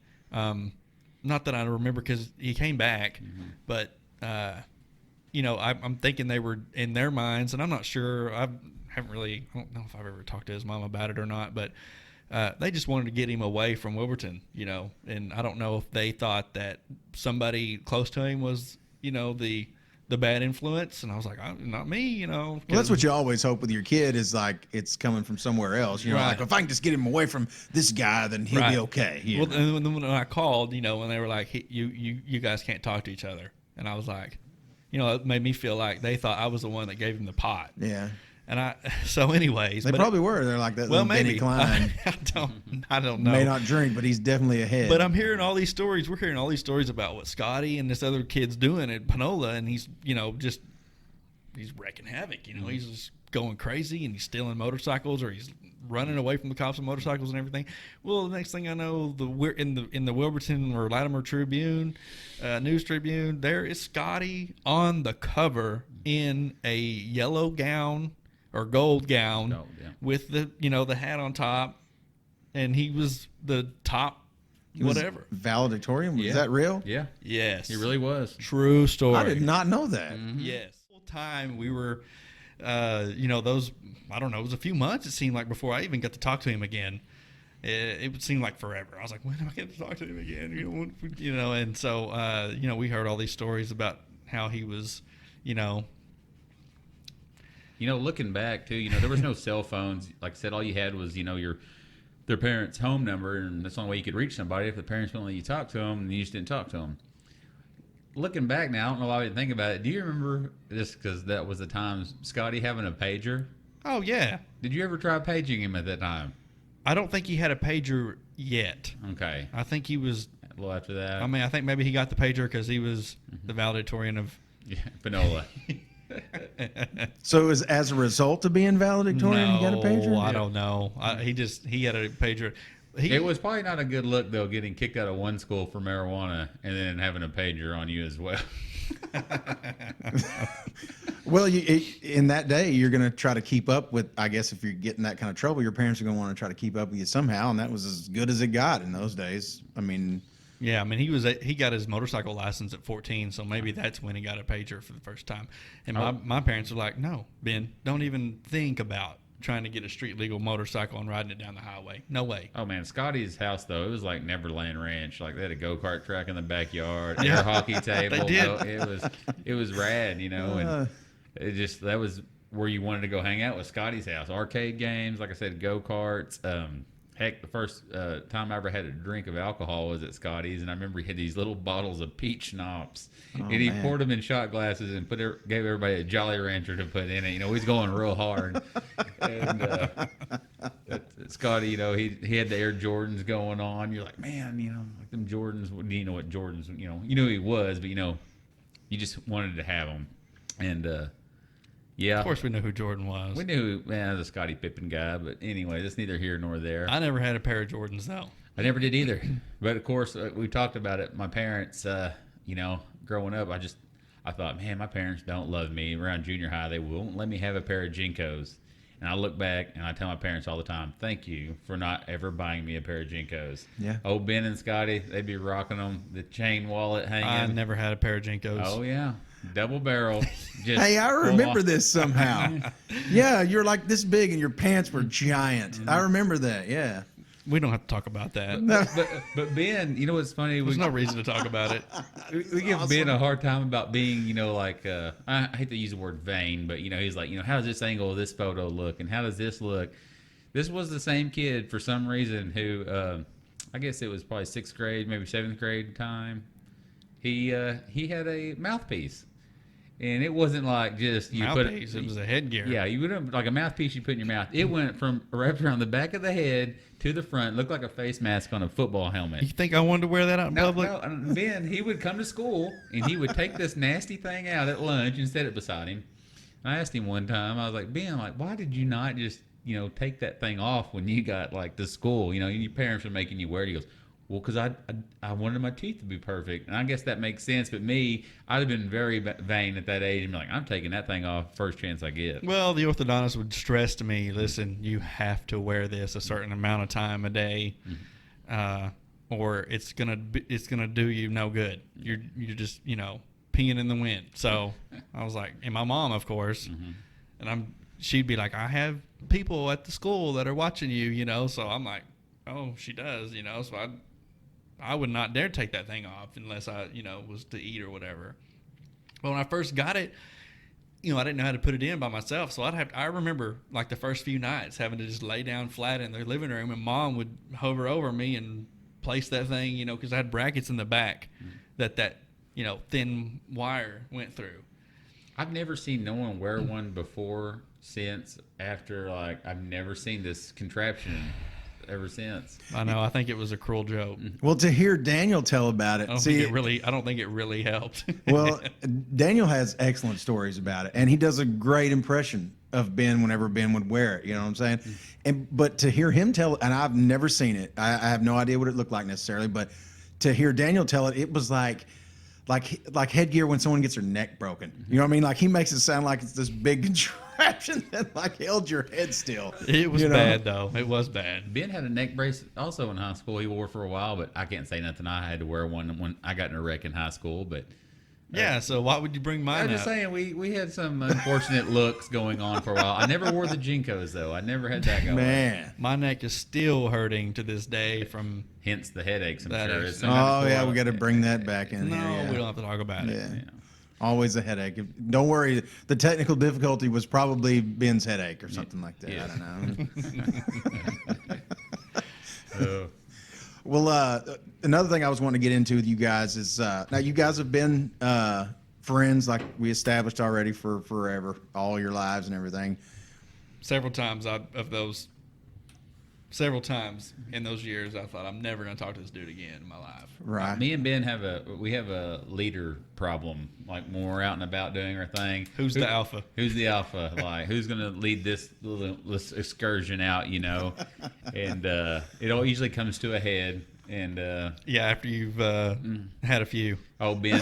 One time he allowed. I tried. We never I try to fight. We never fight each other or get in an argument when we both not had a few. Mm-hmm. But when this dude has a few, Ben pokes the button. He pushes the button. Yeah, I he do. Pokes him I right. do. And then he tries. He's like, I'm the alpha. You know. He brings up stuff that I haven't thought about in 20 years. He's like, remember that one time you did this and you did it, and I'm like, are you kidding me, dude? I was 15, years old, Never forget.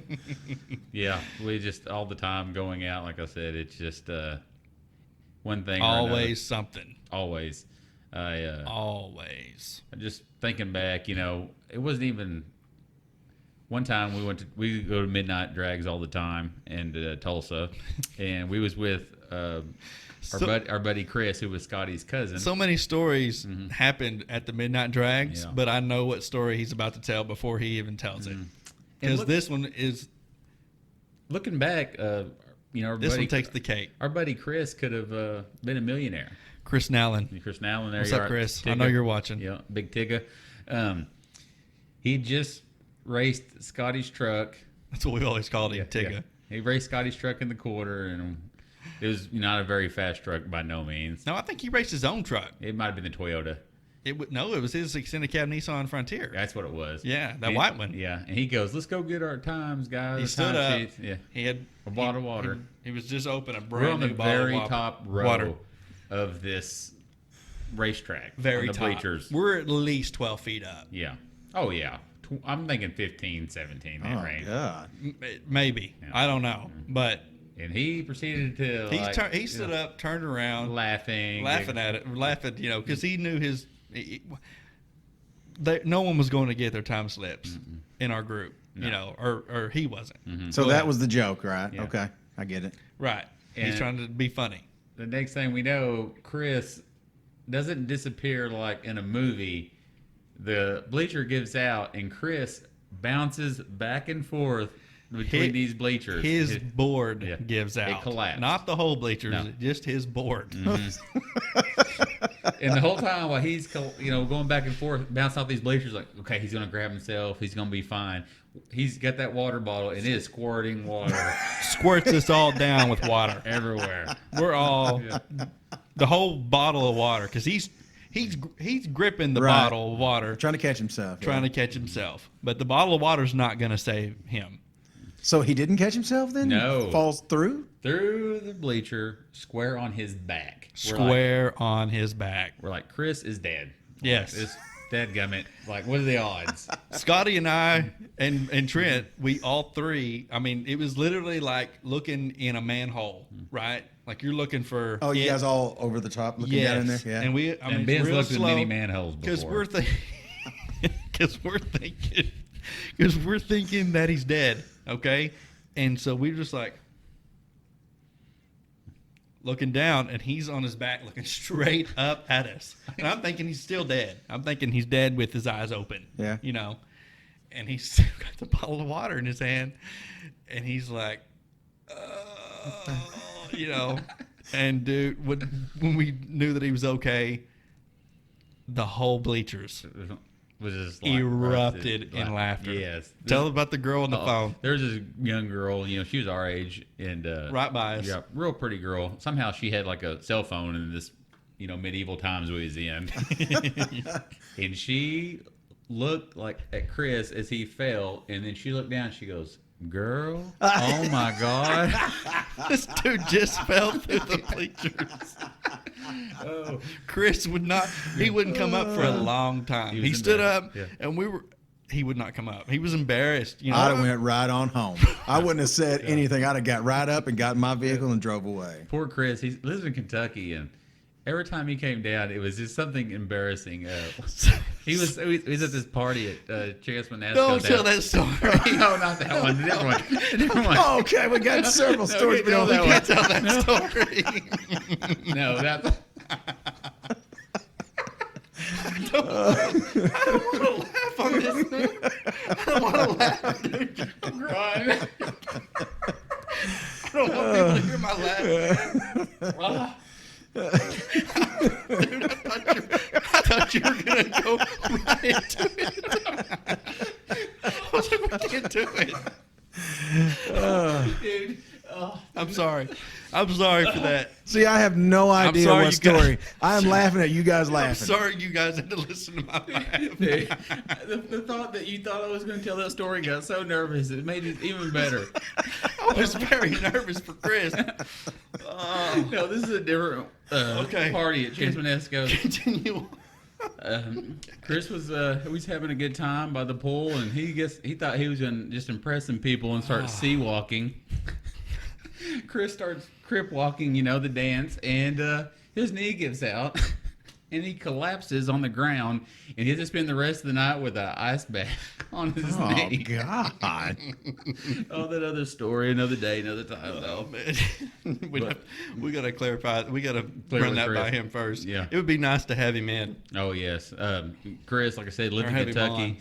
He'd come down. He and, does live in Kentucky. I love that guy. We would just A lot. always pushing the edge. We always just wanted to push the edge. And I remember over by Longtown, I lived out that way, and I found a vehicle on the side of the road for sale for $100.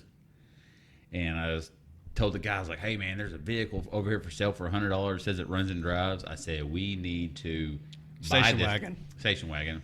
We need to buy this, get a camcorder, because Ben, I think, had a camcorder at the time, and we're going to build a ramp, and we're going to ramp this thing into Eufaula Lake.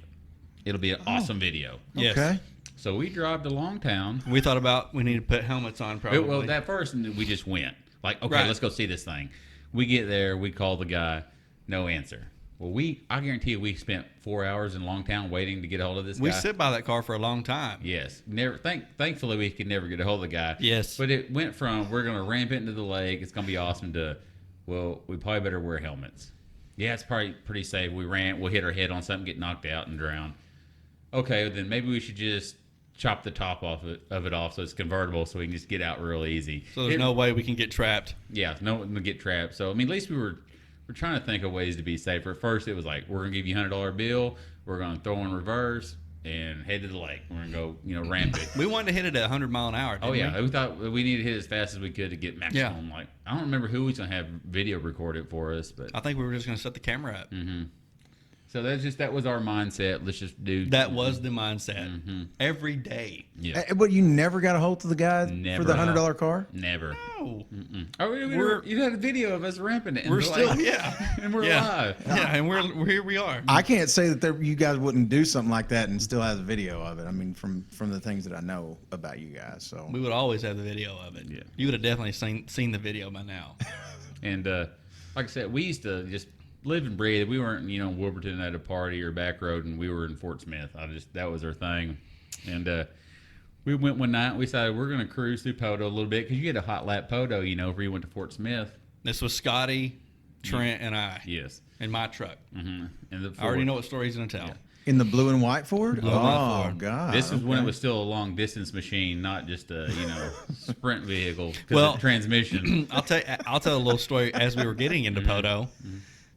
Right when it turned into the 4-lane, we're crammed in my truck, and I'm in the left lane. Well, I put my blinker on. I didn't think there was anybody close by at all. But I've always been that way. If I can't really look and check for sure, I just barely coast over, and that's what Just I to see if somebody honks at you and goes, "Hey, Yes. asshole." yes. Oh, okay. And It's a solid plan. So I'm barely, merging, and Scotty grabs the wheel. He's like, "Hey!" and he don't jerk it over, but he's just like, "No," And I'm like, "Okay." I figured. He said there was a van next to us. And he said, Scotty said, "Dude, my face was this far from that guy, and that guy was looking at me like this." I was was looking at him like this. And I grabbed the wheel. I didn't hit him, you know. And you can picture us, we're 3 deep in a single cab pickup, you know. Right. Like, Yeah. what's up, you know? And so we're making our first cruise there, and there's a red Chevy Lumina pulls up beside us, and they proceed to do the... Well, we're sitting in the bowling alley parking No, lot. not yet. No, they pull up beside Okay. us. Chitty chitty bang bang, huh? And, Okay. Well, we're just young gentlemen full of piss and vinegar and testosterone. We pull over. So we pull over into the bowling alley there, Poteau. As we did that, a cop car followed our vehicle and their vehicle in. Kid come over to us. He's our age, a few years older. He said, "Hey, man, like, y'all just be cool. You know, the cops are here. We don't need no problems." Yeah, Like, the passenger in the car that Yeah. just did that to us. yeah, I was like, Oh, yeah. "You're hanging out the window, insinuating you're going to shoot us. What's the problem, man?"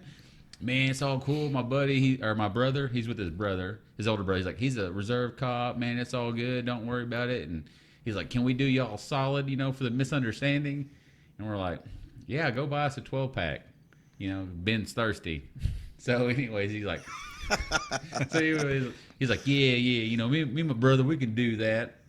And he goes, "We're gonna go over to Lubs," and we're like, "What?" And he's like, "Lubs," and We have my tailgate down, Yeah. so he picks my tailgate Okay. up, and he goes, "Okay, you're in a Chevy. blue Chevy," and it clearly says Ford. Yeah, Clearly, yeah. So we gave him our money, and he's like, that's "Well," not the end of the. That's yeah, but you're skipping. No. Okay. And anyway, so we give him the money. He's Loves. I'm like, "What is Loves?" He goes, "Right there. It's Loves. Yeah. Love store." Okay. And he goes, "Man, y'all just be cool." And we're like, "Okay." Like, what are you talking about? And he proceeds right there in the middle of town to start peeing while he's like in a circle talking to it. Whips it out. Yeah. Whips it out and just starts peeing. Me, Ben, Scotty, and this guy named James, this kid our age, or a couple years older. Anyways, he starts peeing. And me and Ben's like, "You ain't peeing on my foot." So we turn around and he goes, "No, man, guys, y'all be cool. The cops are going to see me peeing over here." I'm like, "Dude, I'm not going to stand around." Scotty, So you're supposed to huddle up with Yeah. this dude so he can take a piss in the he middle goes, of town? yeah, he goes, "Dude, it ain't gay to look at another guy's flex." Flex. Straight up. Yeah, flex. So we're like, "Okay, well, we're not." And then Scotty just face to face with his new buddy here, you know. Well, Scotty's thinking this guy's got our money, Yeah. and I'm not letting him out of our sight. Yeah. So they get in their vehicle and they proceed to go to Love's, and we watch them. Well, across from Love's, there's a hotel there with the big black bull statue, and there's like a bar there or whatever. Well, they go back there. I'm like, well, maybe we're meeting them back there. This was 5 minutes. We were just watching this guy pee, you know. We pull up behind him like to get our beer, or beside him. I'm in the I'm running in the passenger seat right there by the door. I said, "Did y'all get our beer?" His brother rose down the window. He goes, "Who are you?" I don't know you. "Yeah, I don't know you." That's the way he's talking. And I was like, And we're like, oh God, here we go. yeah. I was like, man, I just gave your brother like money to go get us some beer. Like, and all of a sudden, like, I hear his brother, "Oh, hold on. Yeah, it's those dudes, man. This happened 5 minutes ago." He gets out with a wad of money. And he Gives comes us over. the beer. He's like, no, he didn't have beer. Remember, they couldn't get it. So he goes, "That's our bad." And he gave me like $60, and I gave him 20. I was gonna say I thought he gave us or He gave us you extra guys. money. Yeah, he gave us extra money. I don't. And I never drank and for he the goes- record. Yeah. And he goes, I was the DD. "Man, I'm sorry I couldn't get y'all's beer. Here's y'all's money." He gave- dropping all kinds of money on the ground. Yeah. Gives us more money than we gave him. Way more. Well, like you said, $60 or whatever. I don't remember. Yeah. Like he. And his parting shot words were, "You guys don't forget me. My name's James DeRosa. I run track, and I'll be running track at Arkansas. You know, I'm big time." And I'm going big time, and Yeah. you never don't forget my name. Don't James forget my name. DeRosa. And you guys didn't, it sounds like. oh well, 2-3 years later. Go ahead and Google his name right now. Yeah. Tell him what happened. How we found out about this guy. Well, you'll see his picture at the Oklahoma State Penitentiary. Executed. He's dead right now. He evidently him and a friend went to a guy that he used to work for, an old man and woman. He used to work like on their ranch or whatever. And he went to their house, and he was gonna, he knocked on the door and he's like, "Hey, I'm, wanting a job or whatever." He came inside, and long story short, he Cut their heads off for $76. Yeah, for $76. Yeah. And then, a couple of years down the road, I got into law enforcement, and the guy that was the driver was one of our His brother or whatever. no, the driver of the car that night. Oh, When the they murders. did the Yeah. and he was one of our inmates, and he became a trustee. And you know, you felt bad for the kid because he was slow, and they took advantage of him. You know, like, hey, you've got a car, take us up to this house, and he did. But he ended up getting a lot of prison time too. But anyways, yeah, James DeRosa. And we just Cut. about come to fisticuffs with him and his brother. I mean, Yeah. that was just we would just always be on the tail end of weird things in life. Like the one time I probably didn't go to Midnight Drags was Scotty and Ben. They witnessed a couple of guys crash, and they tried, they got one out. The other one, unfortunately, didn't. And, that vehicle burnt down right in front of them guys trying to get these guys out. It was just always it wasn't just a normal night, go up there and come back home anywhere we went. It was always something. Well, right before that, we were at Albertson's parking lot, and we saw a white dude get stabbed. Oh, yeah. By a bunch of people. I mean, there was a bunch of people around, and he was the only white dude. And, dude, they started stabbing him right in the gut. Mm-hmm. And we were like, oh, my gosh. And then cops showed up and everything. And we were like, Wasn't that you We and left- the Valiant, when you went to the store? oh, yeah. Scotty and I went to Valiant one night, and we went to That's some a girls. random thing, just to we end went up in Valiant, Well, we Oklahoma. knew some girls there, so we went to their house, and we were hanging out or whatever. And then this girl and I took Scotty's truck to the little Mr. Quick or whatever it was. And Scotty had just gotten his truck lowered and everything, and you didn't lean on it. you didn't lean on it, Yeah, or no. and so a bunch of people pulled up from Valiant. Paris Oh, and Hugo, I believe, and nobody liked each other.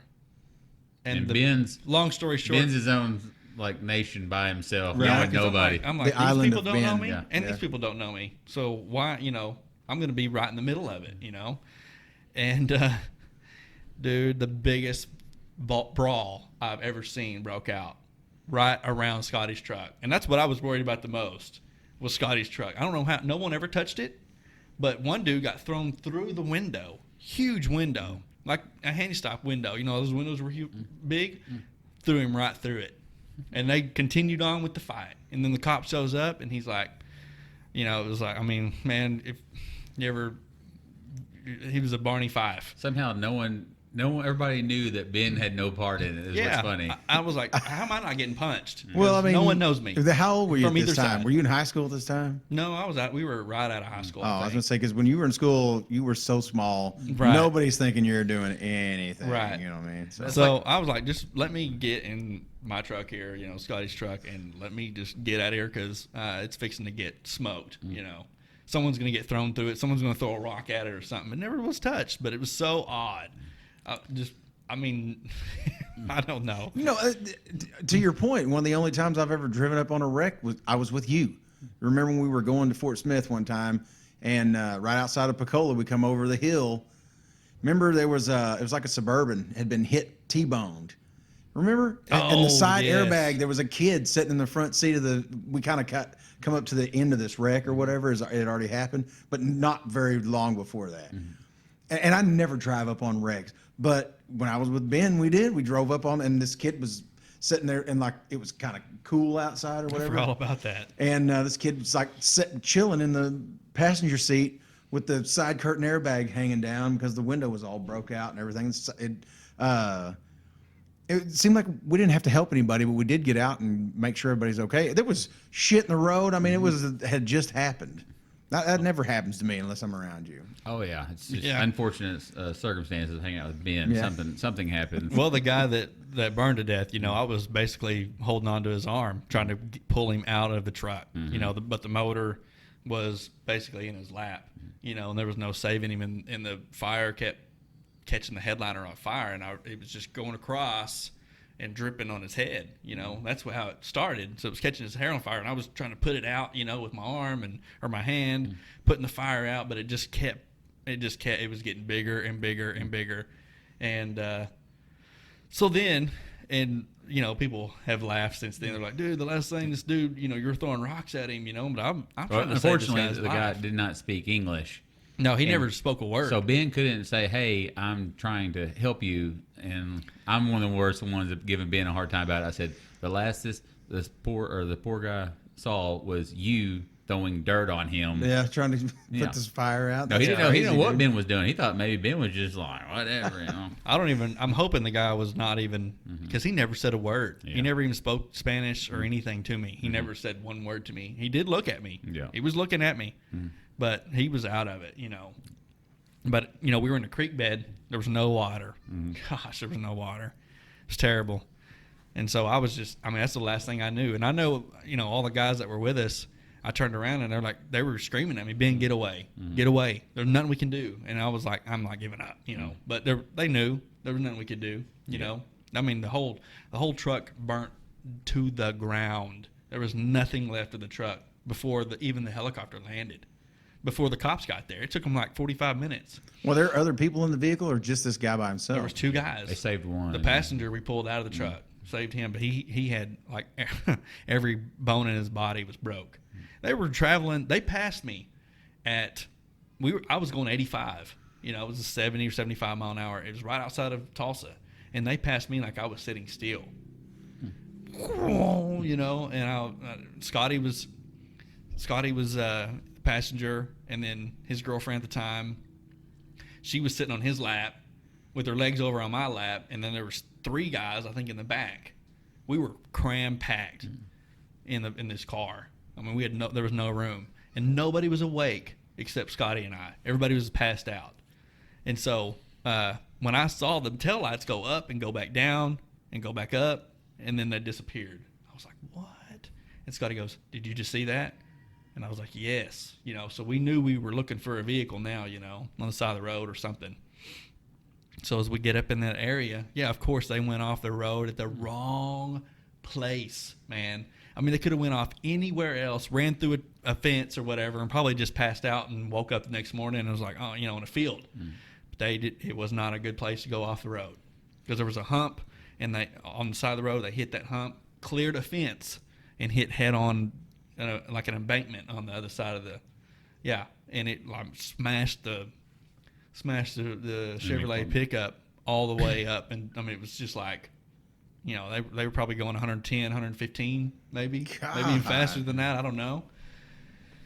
And so anyways, that's that story. Yeah. And then 2 days later, Scotty and I are in Wilburton, and we're going to get his four-wheeler across town, and we're leaving. I think we're going to not Spyro, but I don't remember where we were going. We were going to get his four-wheeler. It was somewhere. I think he had something done to it or something, that Banshee. I don't know, had a kit put on it or something, because it was a brand new bike, brand new four-wheeler. So him and I and this is 2 days later, and we come upon a wreck right outside of Wilburton. He was in Wilburton on the east side. And there's this truck all smashed up, and then across the highway, there's a semi went through these people's yard, right in their front yard, and there's always kids there playing, always at that time. But there was no kids playing that day. But right through the front yard and through the storage buildings. Mm-hmm. So Scotty and I run down there because it just happened. So we run down there to the truck, and he's the guy that's in there. He's from Overton. And he's screaming, don't let me burn to death. Don't let me burn to death. And I remember Scotty and I just stopped and looked at each other, because we were still, this thing had just happened to us, and we were just like, and he was like, don't let me burn to death. Don't let me burn to death. We're like, oh my gosh. So Scotty, the dude's bleeding real bad. The guy is. And Scotty takes his shirt off, and we're trying to help this guy. And he was okay. But I guess the engine of the truck was real hot. The whole cab and stuff was real hot, and I don't think it ever caught on fire, but he was afraid it was about to. Could feel heat really and everything. Yeah. So, anyways, that was what. Yeah. That's the kind of stuff. You gentlemen keep talking if you don't mind. I'm going to step out for a restroom break. Oh, okay. Is that okay? Yeah, we can just pause right here. Or keep talking. I need to pee too, so okay. When you get done, I'm going. So. Okay. That monster went through me. Okay. We good. All right. On a lighter story, things we were getting into. Ben somehow found the 67 Dodge van. Scotty and I both found it. I'm not going to, he's going to take blame too. I'm not taking sole blame for this thing. And we were going to get it, and we were just going to destroy this thing, four-wheel in it, and then I guess push it off a cliff, correct? That was the gist of it. Well, we weren't going to do that until It blew up. the engine blew up, yes. So we'd take it to Pamplona Mountain and run over trees, try to get this thing stuck, just give it the what for. And like Ben said, alluded to, radiator sprung a leak, and it blew up. Go ahead from there. Oh, well, so that's when we thought the radiator sprung a leak in the middle of nowhere. It blew up way, way up there. And so we called somebody to come and pull us home. Well, we were like, wait a minute, let's push this thing off the cliff and video it. And then we were thinking, well, we don't have our video camera with us. So, we'll have to leave it here and then come back. And we're like, no, you know what? Let's put a new motor in it. Let's put another motor. We can find another motor. So you went in a span of 5 minutes. Then you went from we're going to destroy this thing to we're going to rebuild it. Yes, we were looking at it for a place to push this thing off, and we called it the Cheetah. It was the Cheetah because we were driving through 6 feet of grass and weeds and stuff, and driving over trees and stuff like we were hunting our prey like a cheetah, and we were flying on the we were going as fast as this thing would go. So it's a huge van. Why wouldn't you call it a Cheetah? Yeah. Well, it's not a huge van. It was a huge slow van. So yeah, it's a Cheetah. Yeah. So we even had it we even painted Sweet 17 Task Force on the side of it. Melvin Hawley was backing us. We were getting rid of the drugs. We were getting rid of all the acetone, because that was the big thing. James Hardy joke that selling that acetone at O'Reilly's. And James was there. James, you do a good job. You do what you like. And so, it was you, me, James. We never called him James. Hardy. I think Chance and Matt. That day. And so a guy comes and pulls us to the top of the mountain, and we're like, all right, we can coast from here, because we're not gonna be able to. I don't want to hit your ride. Going down it because we ain't got good brakes. We ain't got power steering. We had nothing. The steering's broke. The steering's broke. So you have to turn it all the way, twice to the right to get it to even start going right, and you have to turn it to twice to the left to get it to start going left. And I'm not kidding. It was loose. I mean, so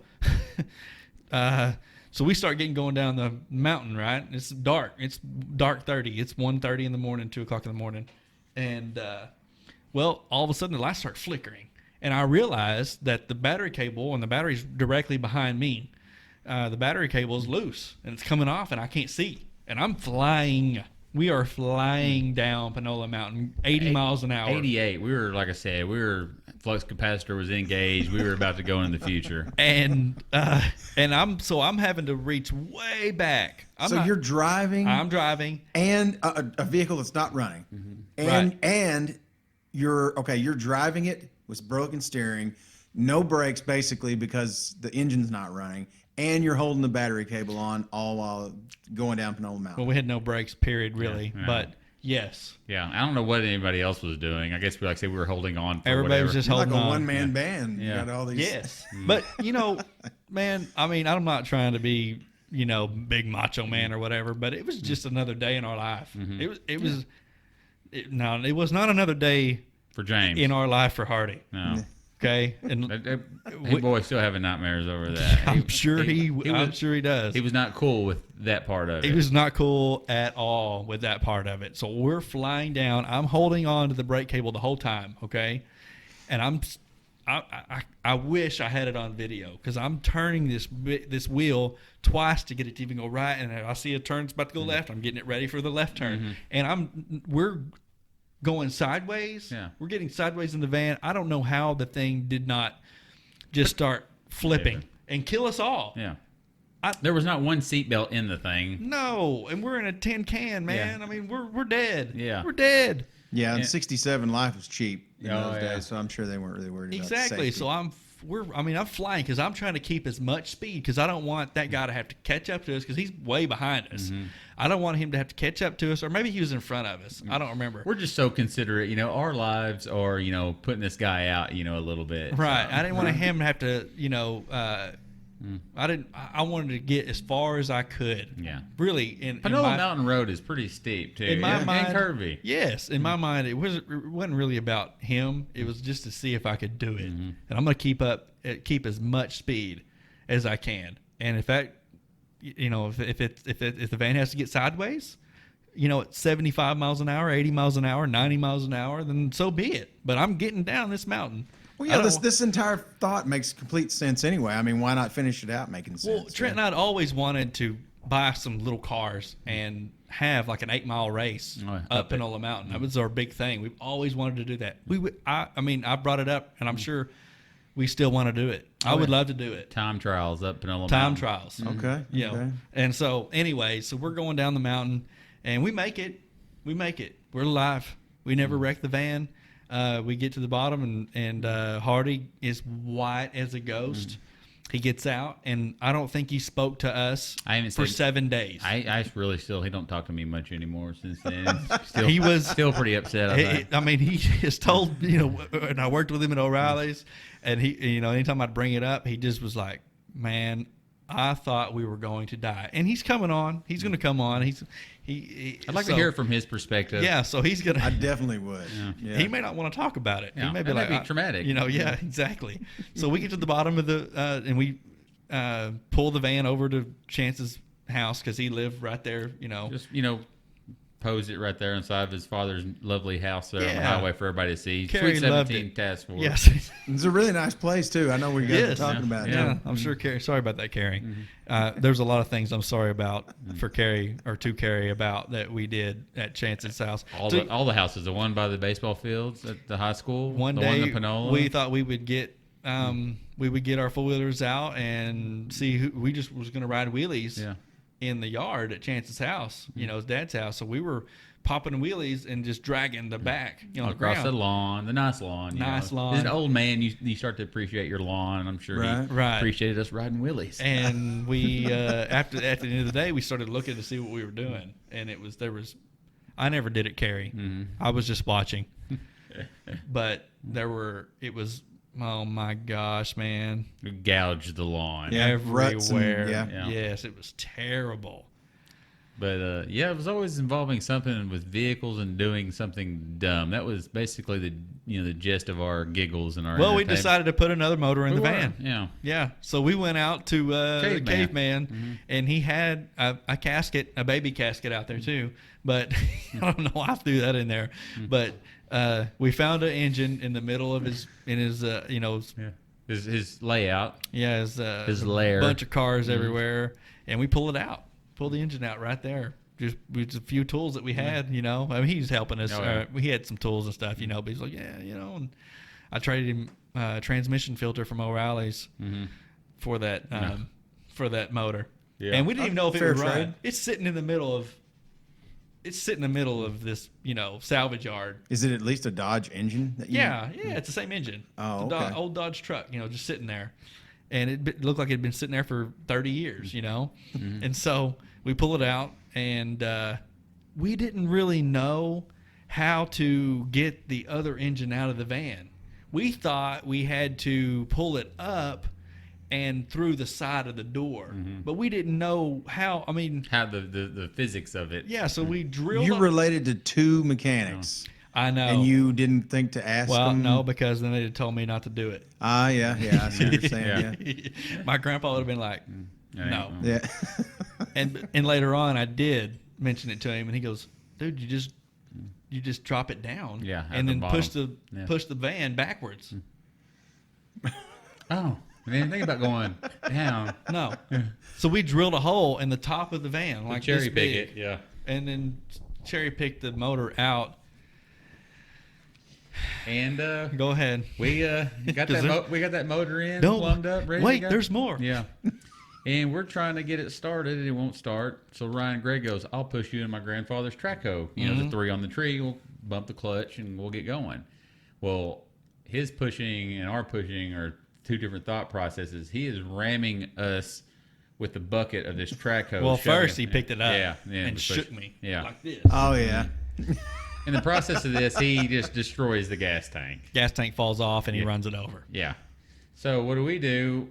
Is it a totally different gas tank or the same gas tank? I can't remember. Totally different gas Yeah, tank. Yeah. Okay, because it had this one we found. It had like dirt daubers and dirt. You could hear it in there shaking. Like it was dirt in there. Well, what happened? It was it was off of the truck that we had ramped a couple weeks before that. Yeah, and destroyed and totaled the truck out. Yeah. So we got a gas tank on that as a Ford pickup. Yeah, so we got it was a Ford truck just like mine. Yeah, and we found some steel cable. Yes. And we wrapped it around like the frame rails of this van that we're gonna go run down the highway and in the woods. Mm-hmm. We wrapped that steel cable around it, and we flip the van over with the track hose. Yeah, we put it on its side. On the side. Yeah. Yeah. Picture this. We're out there with the van flipped on its side. True story. Yeah. People are driving by like, what? And we put on? this dirt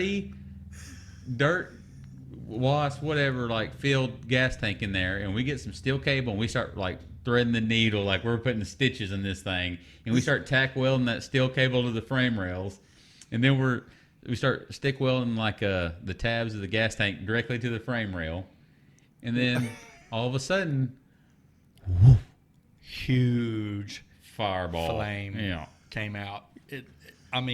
Shot out. So you guys are welding the tank to the frame, and you're surprised I'm that this holding the big tank, and fireball Ryan comes Gregg out. is welding. Mm-hmm. Okay, it singes the hair off of his arms, and I was thankful that was the only thing that happened because it just had fumes in it. Yeah, which is even worse than having a lot of gas. Yeah. But it literally, you could hear dirt in this thing rattling around. I didn't think it was going to be that big of a deal. Like, Do you think we stopped? No. Come on, man. Of course not. Yeah. We just kept on going with the cheetah. Whatever happened? We tumped the cheetah back over. Yeah, no, we went, but I mean, I can't remember the death of the cheetah. The radiator. I could not find another radiator for it, and it just kept overheating. Yeah. It never blew up. It was still good to go. It never blew up, but it would overheat big time. Yeah. And so we stopped driving it.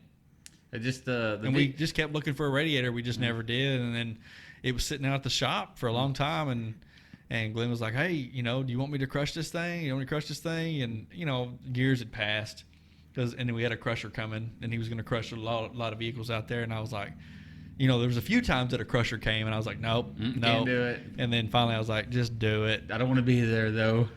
Just put it down. I wish I would have videoed, the crushing of that thing. I wish I wouldn't have done it. I wish I still had it. And like you said, there was definitely different factions of your friends, like me, you, Scotty, Matt, drag racing stuff. Matt was on board with that. He didn't care. But, that stuff like going down these mountains and stuff, Matt was a little more, hey, boys, someone's going to get hurt here. I know we didn't want to, touch too much on, last podcast, but Dustin was one of those guys. He was not, let's not take too many chances here in the old vehicle. I met Dustin when I was a young kid in Red Oak, and, Buzzer Gap. Yeah. Well, I'm going to tell the story how I met Dustin. I was probably 7 or 8. Mark's, a year younger than me. Dustin's a year older than me. And we was playing baseball, and there was a kid there. He was a pretty big bully, and he's kind of trying to give me and Mark the what for. Well, Dustin comes over, takes care of the situation, and that was just kind of Dustin in a nutshell. He's looking out for his buddies, which that's the first time I ever met the kid. And later on, Dustin always played Panola baseball with Trevor Brinkley and them. You knew Dustin, but you didn't really know him. And I turned 16, got my driver's license. I had a little Suzu pickup. Well, Ryan Brinkley had got stuck in these people's ditch at the corner where you go to the country club. Mm-hmm. Well, me and Dustin met in town. He's like, "Hey, man, we need to go ride around, and hang out. I ain't seen you since we were kids." And I was like, "Yeah, let's hop in. Let's go." And we're heading out just back road or whatever. And I said, Ryan got stuck here today in these people's yard on accident. And I said, I think my Suzu can make it through it. And he's like, man, what? And I was like, we're going to go through it, Dustin. And he's like, no, we're not. I was like, oh, we're going. And I just like hammered it. And this is people's yard. It's a ditch, but it's their yard. Ryan done rutted this thing up earlier in the day, and I just plow into it and just bury it up. And Dustin's like, what the hell? He's like, I cannot go to jail. I don't know why he thought we were going to jail, but he proceeded to get out of my Suzu and take off running down the highway towards the skating rink. And he's like, we got to get out of here, man. And it was just funny growing up, the things we did in vehicles and just not even just vehicles, just the goofy things. Some of your buddies were on board, most of them were just like, no, there's something wrong with y'all, Willie Leonard and Chad Lawrence, they were great examples of getting on board with some things. I remember one night, just telling stories now. We just thought it'd be a good idea, the highway from Red Oak to Wolverton. We'd been drinking. We thought it'd be a good idea in Willie's Bronco to get an LED light bar that flashed red and blue. Oh. And we would pull vehicles over. And we did that for probably 4 hours one night, pulling people over, asking for their beer. Like, we know you've been drinking. Give us your beers. And for the record, I was not there. Yeah.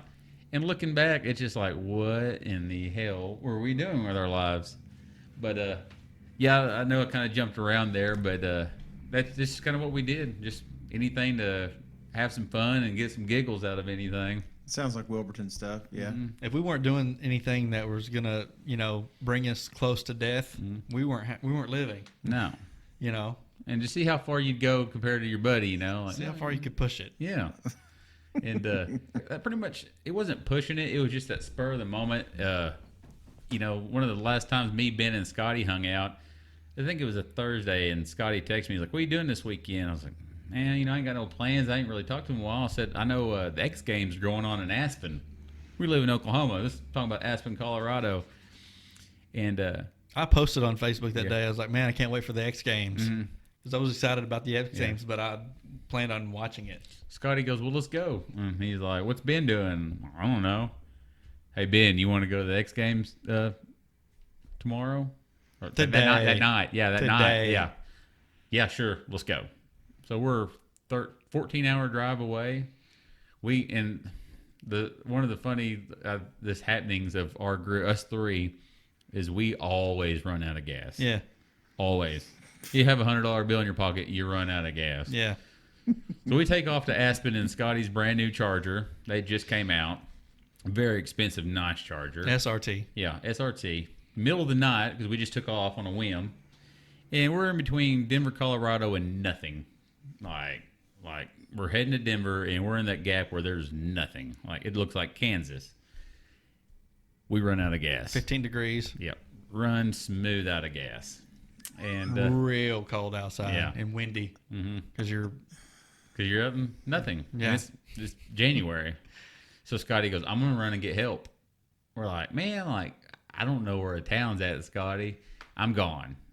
Well, he just gets out, takes off. And Ben's like, I can't let him go by himself. So Ben gets out.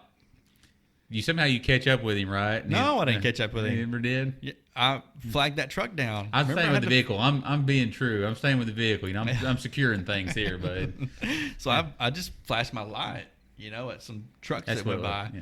And one of the trucks locked him up. And his trailer got sideways, and he just jumps out of his truck in the middle of the highway, jumps out and run, and he's like, I go, it's not an emergency, man. I was like, I'm just like, nope,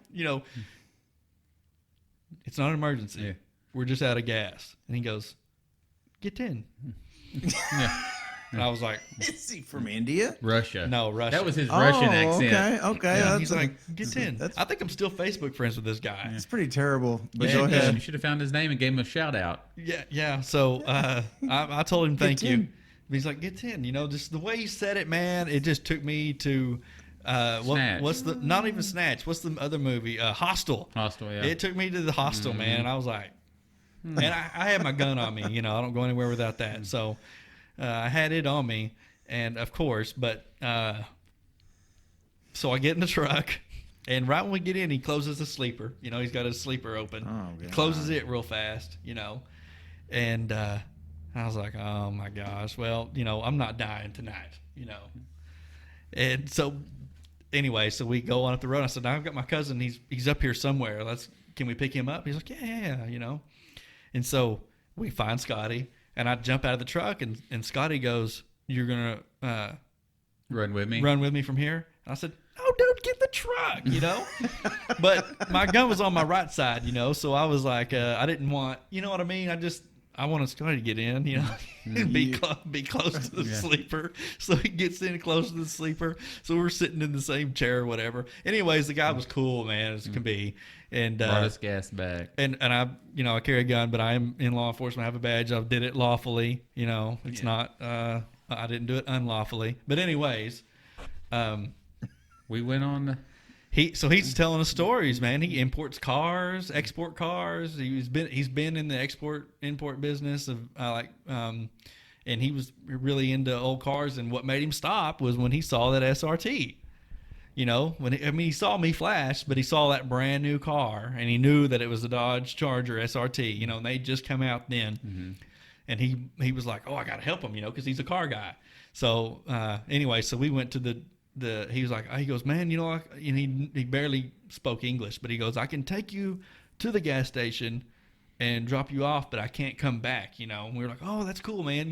Just get us somewhere and then we'll figure it out the rest of the way." So we get to this gas station. It's not open. It's closed. And he has a container of like windshield wiper fluid, brand new. He opens it up, pours it all the way out. We get gas, and he's like, "Get in the truck, I'll take y'all back." So he takes us back to the car and sits there and waits for us to put gas in the car. And we, said our goodbyes. And I'll, thank you a million times, because the gas station was like 10 miles up the road. It was a long ways. Yeah, it was. A long And it was ways. cold. Like I said, it was very cold. Yes. And, very cold and windy. Yeah. Even worse. But that was like our last, I guess hoorah trip with Scotty. It was, ever since then, we kind of made it an annual trip. And we've kind of gotten away from it with, kids and marriage and. But we're going back this next year. Fingers crossed. Yeah. I'm going. I don't know about you, but I'm going. I'm tired of waiting on you. I know. You're the reason why I haven't went. This is a whole other section of stories, by the way, because I remember when you guys were doing this.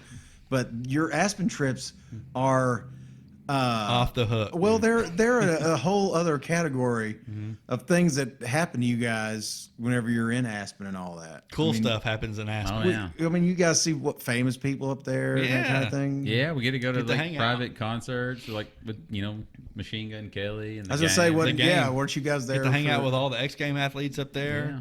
12,000 feet. It's just and a different world up there. Like I said, it's a total different world, and it's and people are like, how do you getting up there? I'm like, don't worry about it. That's me and Ben. We'll take that one to the grave. Yep. Yeah. Yeah, we will share that secret to no one. But yeah, we've always had these trips like we used to do annually. Like we used to go to Austin annually, and either I screw it up or Ben screws it up. And we quit going, but we'll find our next trip. I kept going to Austin. Yeah. I've actually been with you twice. Yeah. Yeah. I never went- have got to go with I LJ went to Austin. 11 or 12 years straight. Mm-hmm. And then I was like, well, let's start going to Aspen.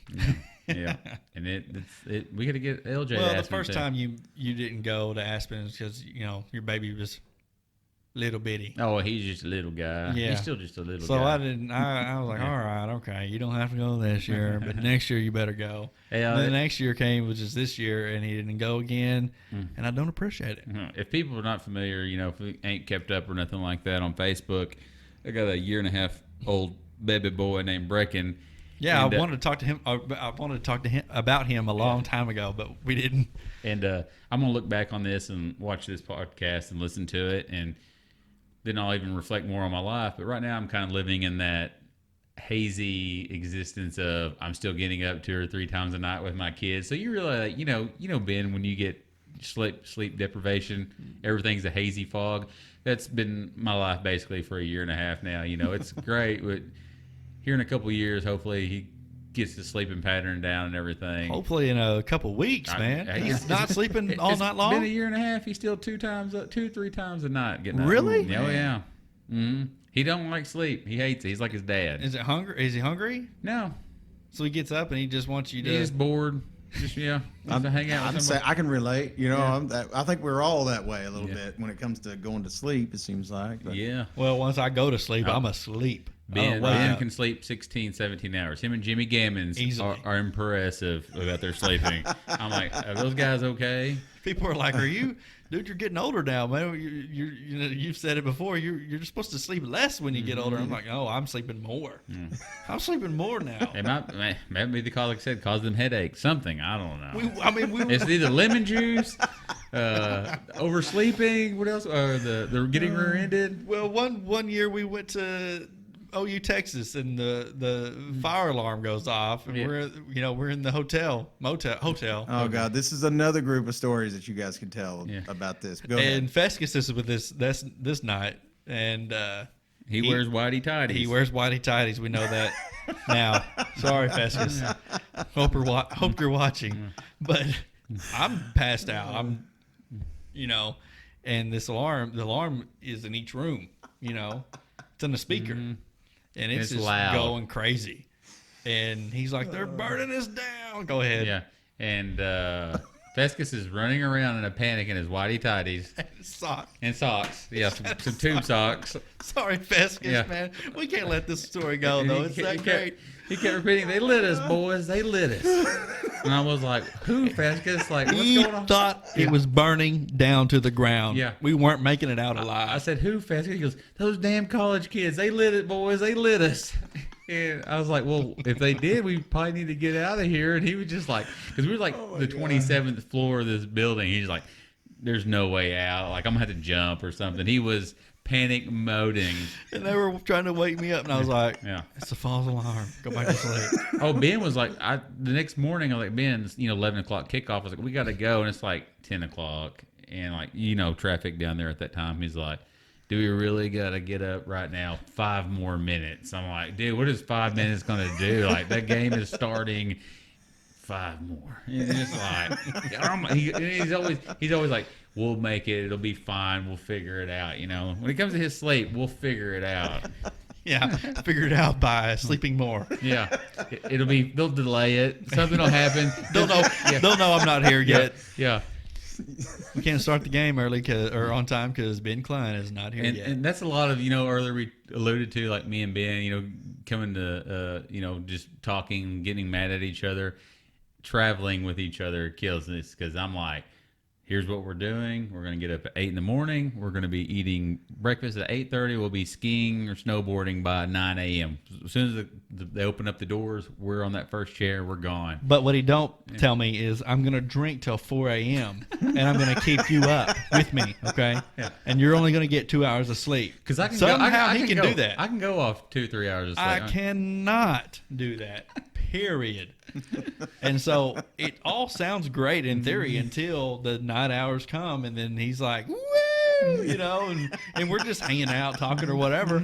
And I'm like, dude, we got to go to sleep. I got to go to bed. You don't understand. I've got to go to bed. He's like, oh, you'll be good. You'll be good. And then, and I'm thinking, well, he ain't going to be good. He's not going to be good. He's going to pass out, and he's going to be like, he's going to wake up and not feel good, and then he's going to go back to sleep. I'm hoping that's what's going to happen. Never happens. No, he's ready to go. Yeah. He complain all day. Oh, I'll never do that again. And I'm like, I don't want to hear it, man. Because you're going to do it tonight, I'm going to get no sleep again because you're idiots. Yeah. Well, I can relate to that mindset though, man, because all you're thinking is, you only get to live one time. So if you sleep the entire time, then what have you done? But you guys don't have my whatever's going on. The headaches, I don't have any of those. Well, it's not the headaches. It's just I sleep hard. I sleep real hard, and I have to have sleep. Trust me, dude. If I could, I would love to just get 3 hours of sleep and get up and go. But it ain't like that for me, man. It feels like a ton of rocks is on my head, and I'm like, oh gosh, I gotta go back to sleep. Is that a Candlebox lyric? We were talking about Candlebox earlier. So no, I didn't know that. Ben's a big fan. I love Candlebox. Huge Candlebox fan. Huge. It's disappointing to But find anyway, out. She's like, let's go, man. We gotta get on the slopes, And I'm like, dude, I want to be on the slopes real bad, but nothing is important. Nothing is important to me when I'm sleeping. Nothing. Nothing is important. This is true. Like I said, OU Texas game. He's like, it'll be what it'll be. We'll get there when we get there. I'm Yeah, like, we'll get there "Good." at halftime. I don't care. Yeah. You know, I want to be there. And the night before, I'm like, no, we're going to be there on time. I want to be there 30 minutes ahead of time, you know. But when I'm sleeping and I hadn't got my sleep, nothing is important. Nothing. That's very diva-ish. You know what I'm It is, saying? yeah. No, you just got to know how I feel when I wake up with no sleep. Well, I'm sleepy too, dude. I mean, but you got to muscle through things like that. gotta deal with sometimes, it. you know? I can't function. I mean, I don't love it. I'm a non-functioning non-sleeper or whatever you call it. Oh, oversleeper. I'm a non. Yeah, I don't know what you'd It's call not it. that I oversleep. It's just Yeah. you're like, man, we're gonna go to bed at 4 a.m. and we're gonna get up at 6, Man, or 7. You're on vacation. You gotta live every hour. I know, man. That's right. I know. And I'll live every hour as long as I get enough sleep. As long as I get enough sleep, dude, I'll be the life of the party. I'll last longer than anybody, but I gotta have sleep. But anyways, that's enough about my sleep. Yeah, that traveling, I'm a big fan of it. And like I said, with the new baby me and my wife got, and the activities, that has slowed down tremendously. Hopefully one day get to pick it back up again, but and maybe take some gentleman trips with you guys. Yeah, that would be awesome. I never have been a huge traveler. It doesn't seem like it's not that I don't like it. I just never could organize it, I guess you'd say. So it takes some nudging to get me going, I guess.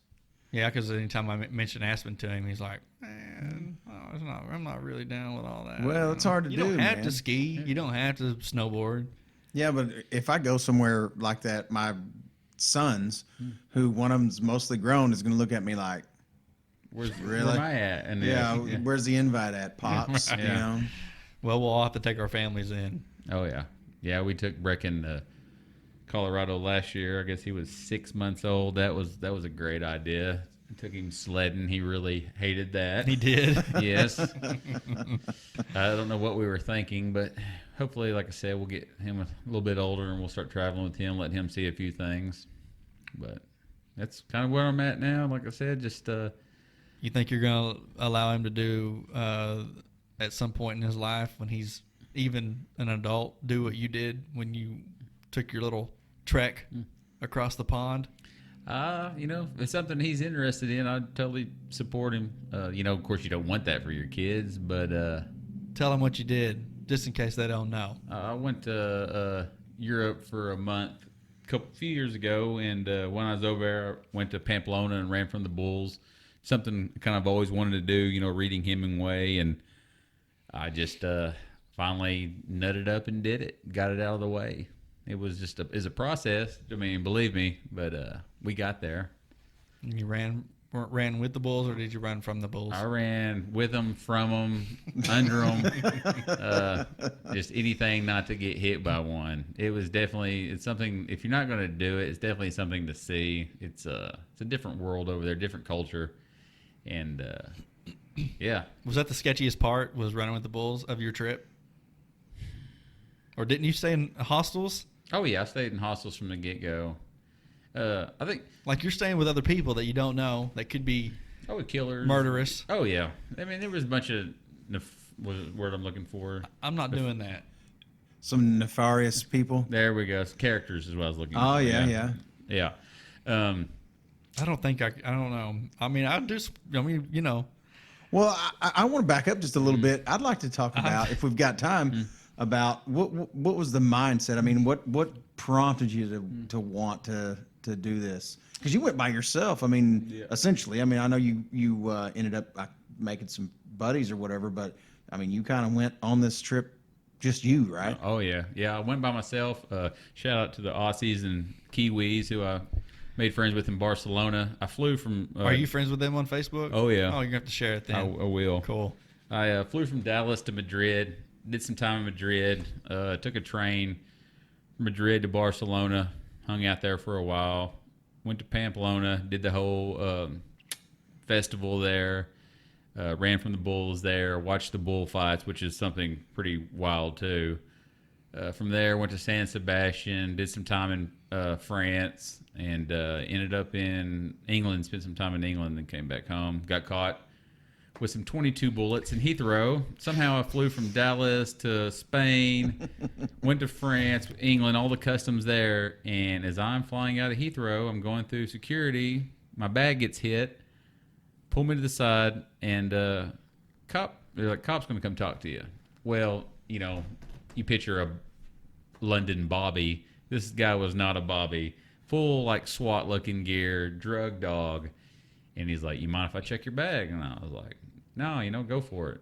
And he goes, what are these? Well, this backpack is, I hiked with it, you know, back home. And I had like 6 22 caliber bullets in there. And I was like, oh, that's just, you know, that's like in your door in your truck at home. It's common. He's I would have been shitting. Oh, Still yet, though. I thought I was For going, real. I thought I was going to prison. It was over. I'm definitely my broke ass is not flying home today. Like, I'm gonna have to figure out how to get some more money because they're not letting me fly. Short story or long story short, showed him on the map where I was from. He's like, "Oh, you're by Texas," and I was like, "Yeah." He goes, "That's pretty country, right?" And I was like, "Oh yeah." He goes, "Well, sign this. You can't fly into England for 30 days." And so that's what I did, and they let me go. Wow. But, you know, preparing for it, like you said, it was a lot of, I don't know, it was kind of like a, I don't know, soul-searching maybe trip or something like that. I don't know.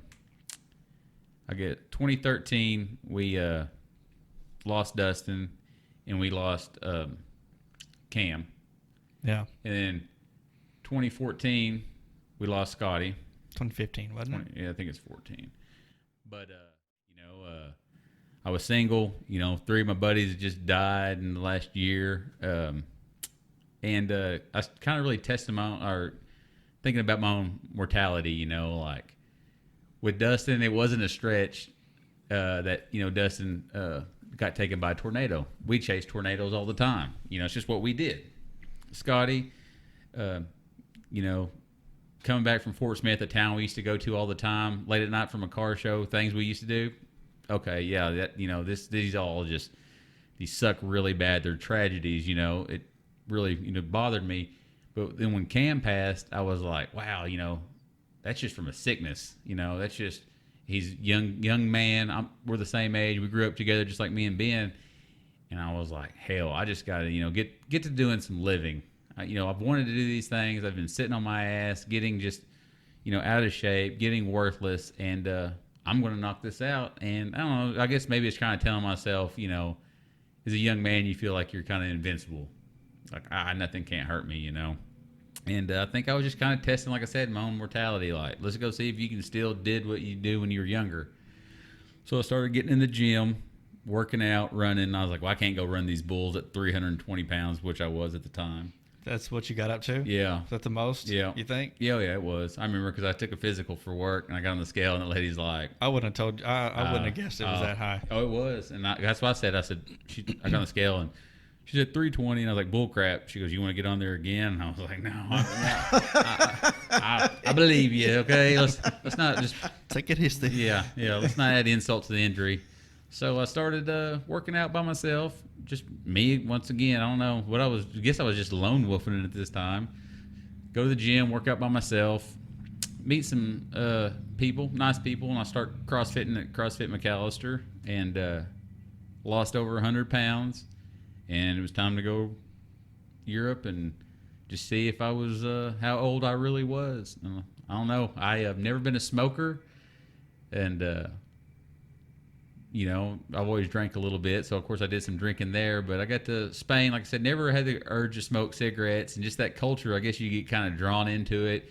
When you got done going to the pub or the club, you would go to these fountains around town, and you would buy beer from these people that were selling it around there, and you would sit around and smoke cigarettes till the sun came up.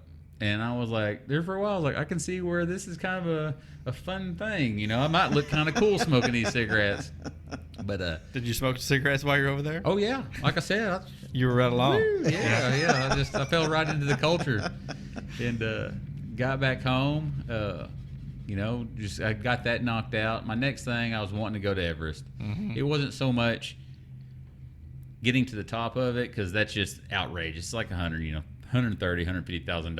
I was like, I need to at least get there. You want to put your feet on it. I want to go to base camp. Yeah. Kind of go from base camp and just to test it out. Right. You know, what's going on here? And Get a little taste of the glory. yeah, because I think it's one of those things. If I got there and I got to base camp and I seen it, if it wasn't too cloudy and I could see the top of it, I'd be like, I can do that. I can do that. There are things I'm never going to do. I'm not going to swim across the English Channel, going kind of like his story, going across the Great Clayton Channel debacle. Clayton. Carlton Lake. I'm Carlton, sorry, yeah. Carlton Lake. My bad. It's like, what are you talking about? I never swim across the English Channel. What was that, 32 miles or something like that? Yeah, it's crazy. I'll die. Will you ever swim across Carlton? No, I'm not a swimmer. Don't do it. Okay. Don't do it. No, after that story. But, I think it's one of those things, if I ever saw it, I'd be like, I'd push myself. But now, with a wife and kids, you got to put all that on the back burner. You got to take care of the family. And, there's a day and a time for that if I ever wanted to go check it out. But I don't know. That's the exact reason why I don't have a crotch rocket. Oh, yeah. My wife, we were talking like a year ago. I was like, I really want a motorcycle. And then she's like, okay. Where's that coming from? I don't know. I used to have a motorcycle. I want another one. And then you sit there and you start thinking about it alone by yourself. You're like, yes, I'm not going to do that. A lot of kids are texting nowadays. Yeah. Mm-hmm. And it's not us. Well, of course, when I get on a motorcycle, I still want to go as fast as it'll go. Oh, yeah. And but you look at that, you look at them kids, people. and you're like, man. And it's different times. It's neat getting older and gaining that wisdom and that you're more leveled out. You're not so hot-headed. You just, every once in a while you can get that fire burning in you, but it just takes a lot more to get it going. Looking back, being a young man, like I said, how'd you ever survive anything? Just going from 0 to 100, just not even thinking anything through, and it's nice to get some wisdom. Oh yeah, that's you get to thinking about even at my age, you start, especially I think the older you get, you start getting into that whole frailty of life thing. You like I said, you lose people and you realize that you're fortunate to make it to a certain age. There's a lot of people that we know that haven't. And a lot of guys that I ran around with when I first got out of high school, and I'll talk about that every now and then, but a lot of those guys didn't make it to be that old. It's a wonder that we have, so you kind of get an appreciation for being able to make it as far as you have, and you would think it would maybe speed you up, but it kind of slows you down. I guess maybe, like you said, you get smarter as you get older, and you go, man, do I really want to take that chance? I know at my age I wouldn't get over something as quickly as I would have when I was younger. You don't even think about it. Well, if I have a motorcycle wreck, well, oh well, because I've had them. I've had a motorcycle wreck, a pretty good one myself, and you go a week later, you're like back on there riding and like nothing ever happened. But you get older and you get a different perspective. Your life's not your own, and people are depending on you, and all these unfun things. Well, I say unfun. I mean, it's not the most sexy thing about life, as you get older or whatever. But I definitely can relate on understanding, I guess you'd say, how life can take a turn really quickly if you're not careful. When you're making these decisions, just like you said, I don't travel a whole lot, and one of the reasons is because it seems like I'm always coming up with a reason not to. Mm-hmm. You know what I mean? And you'd think it'd be the opposite. You're like, you get older, your life's getting shorter or whatever. But maybe I'm getting smarter. I don't know. You just appreciate life way more now, huh? Yeah. Well, the more you're home, less likely you are to die. Yeah. Yeah. And some people just, you took plenty of chances in your life, and we as well. Some people, they don't have to have that, just, are you still living, feeling inside of you. And every once in a while, you got to do something, you got to kind of speed down the road a little bit, Well, we've seen so many, us three have seen so many people die. Oh yeah. We've had so many friends that's died, and they, and a lot of them were were the best people. Yeah. They were awesome people, and they never did anything stupid, like we have, you know. And it's like, how how'd I get a pass? Yeah. And why? Mm-hmm. Yeah, it's that whole good die young thing. You're like, wow, man, is that really true? It just seems like it's very true. It's very true. But it's just kind of like I said, going full circle. It's coming from Wilburton. The majority of Wilburton young men were just all kind of built the same. It was just test yourself all the time and keep pushing the limit, and let's hope for the best. Push others as well. Yeah. If Trent's not testing the limit, hey, get up here. We gotta test this out. You know? Do something. That was We gotta do something stupid together. Come on. Me and Ben a few years ago. Ben at this point, he's married. He's got Kaysen. He's probably 3 or so at the time, 2. I don't know. And it was February, and we're like, let's get the kayaks out and go to this river we've never been to in our life. And we get there, and It's cold outside. First of all, as soon as I get it's there, not warm. It's winter. I'm not thinking it's February. I'm thinking this river's not going to be flowing this hard. As soon as we get there to put in where we're putting in, I was like, no, this is bad. Well, Ben didn't think twice about it. He bails in the kayak, starts heading up the current, and I put in, and I'm like trying to, and I'm getting sucked under like some riffraff and debris, like log jams. I said, Ben, we've got to abort this one real quick, bud. He's like, what? He's like, I'm moving. I was like, at times you're moving, but the current was going so hard, like it was like 5 paddles, and he'd move like a couple of feet. Yeah, I made it a good ways though. Yeah, but he was going to wear it down real But fast. we knew we didn't want to go downstream. Because we couldn't get back to our vehicle. We couldn't get back, so we wanted to go upstream first and then just float back. Mm-hmm. And like I said, it was freezing outside.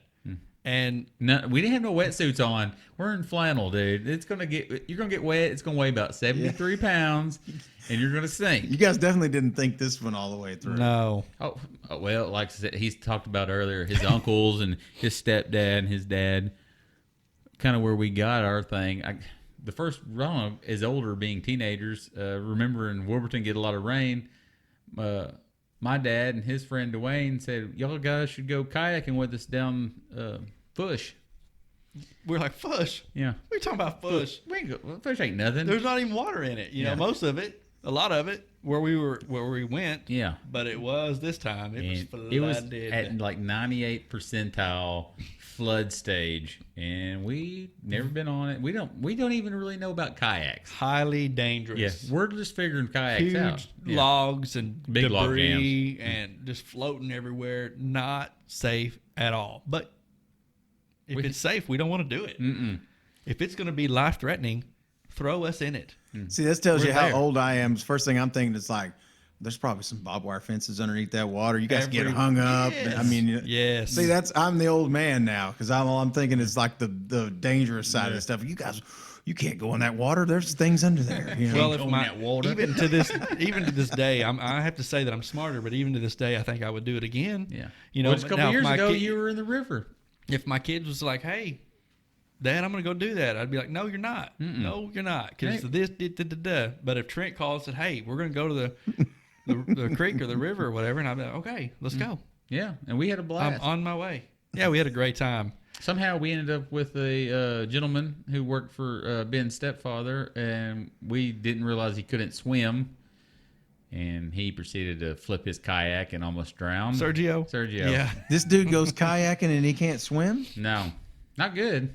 but Sergio is Sergio. Yeah. Okay, and he's going to do it. Mhm. You know, And this water, I'm telling you, is ripping. Like, we got photos of it. we do. It is. We found some rock slides. We're going down some little rapids. And Rapids. Stuff. It was fun. It's just Sketchy as all get out, man. Where were you guys Not at? safe. Did you go to Broken Bow or something? no. This is Fush in This is in Wilburton. Wilburton. Oh, you're still Oklahoma. talking about Fush? Yes. Oh, yeah. You know, I think a lot of these stories they come out of probably growing up in Wilburton and boredom, though, trying to find something to do. I remember me and Scotty just begging my dad, like, take us, tubing. So I don't know why Dad thought he would take us to Hickory Point. Oh, yeah. So he'd pull us so Stump fast. City. Yeah. Yeah. Yeah, and he would pull us through there so fast that tube would deflate around the corners, and when you came straight, it would kind of get some more air in it, and we'd have to stop every few minutes and move floating logs out of the way. God. And I wasn't here for this. No, and well, we had to change props because I was a lot bigger guy than Scotty, so when I went, Dad would change the props to a lower pitch prop.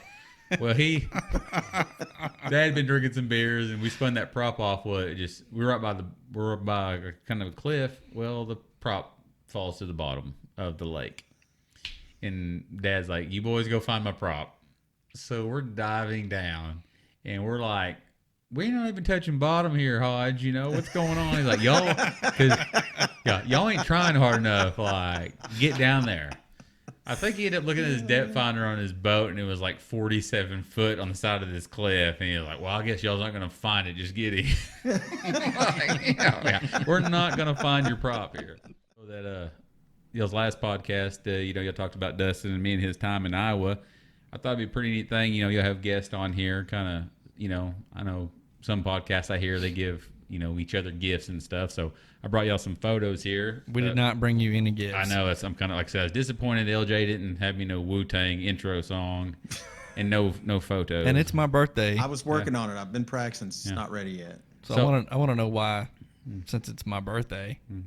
I'm giving you something for your birthday. Oh. And for LJ's birthday, it's past, but Will y'all sing me happy birthday on the podcast? Probably not. Okay, cool. So I thought maybe with your guest, they could bring y'all a photo either from the past or something like that, or maybe you have photos when y'all were kids with you guys. So here's some photos. Dustin, when we were working in Iowa pipelining, and it was a good trip. We went to Field of Dreams where they filmed it. Got to hit some baseballs there. Just did mostly, young man things. Stayed out too late, drank, didn't do too good of a job. I didn't know you guys went there. I watched a video not too long ago about Kevin Costner going back over to that, and that was really interesting. I didn't know you guys went to it. I didn't even know that. See? Yeah, it's really cool getting there to the Field of Dreams. It's kind of disappointing because it's like a really little field, like a T-ball field. Really? But yeah, we were hitting the ball, throwing the ball around, having a good time.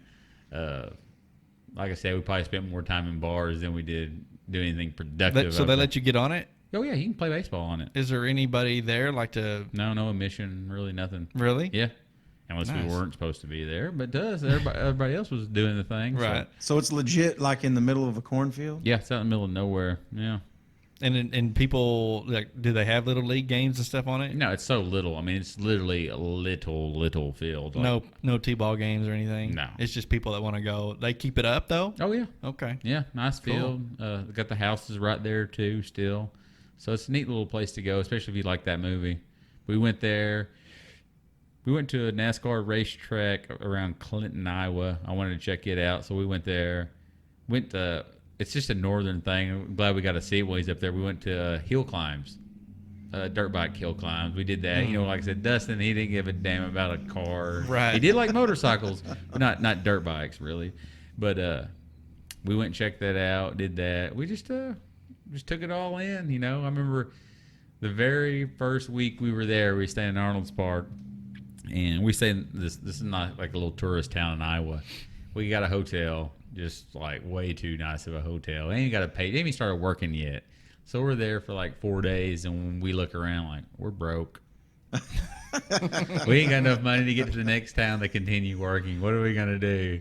So it's one of those tuck your tail between your legs, and he called Beverly, and I called my mom and dad. Like, hey, we need some more money to get till our next paycheck, and that was always us. We was in Iowa. Colby Lauerman was up there, and Robbie Anderson, and I think Colby, he was a little smart at the time. He saved some money, but boy, we'd get us a paycheck and we'd go spend us some money. It's just what we did. It was a great summer, great. We think we was up there like I was up there 10 months. I think Dustin was up there 5 months, and yeah, it was. And then Trent decided to tell his mom to call me and tell me that he got hit by a car. I wish I remember what you did to me. It must have really just been a good trick you played on me for me to do that. I can't remember. Yeah. Well, when Trent gets back, he's like, "Hey, man, I bought a car. Oh yeah. Let's go to Iowa." Mm-hmm. I bought this in Iowa, like a '51 Chevy Styline Deluxe. I left it up there to get the top chopped. And, that's not the car we went and got. Yeah. No, sir. Did we get the Model T? Yes, okay. It was the Model T. It was a shell. Who'd I go get the? It was nothing. Who'd I get the 51 with? I don't remember. It wasn't me. Okay. Anyways, yeah, I bought a 27 Model T while I was up there too. I'm telling you, like, we're just blowing money. That's all we was doing, making money and blowing money. So I borrowed one of David Donnelly's trucks in a trailer, and we haul ass to Iowa. Go up to pick up this Model T. The shell. Yeah. Mm-hmm. Okay. The shell. What happened to it? Did you get it? Yeah. Yes. He still has it. I'm sure. Is it? I sold it 2 years ago. Oh, you did? Yeah, finally. Oh, wow. Yeah. I was like, I'm married. I ain't gonna do nothing with this. Where's thing. the Chevrolet car at? Did you sell it too? Scotty bought it. Oh. Yep, Scotty bought it years ago, and I don't know what he ever did with it. But yeah, So Scotty we bought went that. and rented a hotel or a motel and laid down For an hour. for an hour. Didn't even sleep. We ran out of gas. So we we get in the truck, and Trent's like, "Hey, just drive, and I'll pay for all the gas." I was like, "Okay." So we get to. That's probably why. No, it ain't why. I was getting him back for the whole his mom calling me thing, right? Okay. So we get back to Bentonville, Arkansas, and we have no gas in the truck. I have $20 in my pocket, but he don't know that, I'm broke. and he's broke. He flat already broke. because this truck. On the way up there, we got pretty decent gas mileage. On the way back, of course, we was running probably 90. Yeah, and those Ford Yeah. diesels of 7.3s, there's a fine line of getting good gas mileage And poor. So if you keep it, I think around 70, 65, 70, you'll get excellent gas mileage. But when you start getting 75, 80, it will drink the diesel. So I'm pumping money in this thing like every 30 minutes, it feels like. he and is. I'm So like, he's out of gas, And money. or he's out of money. We pull over at a Walmart. We went and seen my aunt on the way up there. And he was like, "Dude, just go to your aunt." I was like, I see my aunt one time a year. She's got one of those houses that you tore. You know, Right. I'm like, come on, she got $20 to get us home. I'm like, Yeah. I'm not asking my aunt for no money. He had $20. Which I had $20 in my Yeah. pocket, which I was thinking, this is not going to get us back. But it's going to get us closer. It's going to get us close. Now, So I really quickly, I just want to interject and then I'll let you continue. Okay. But I've heard stories from you guys a bunch of times, and they always involve you guys are always out of money, Out and of you gas. are literally the tightest people.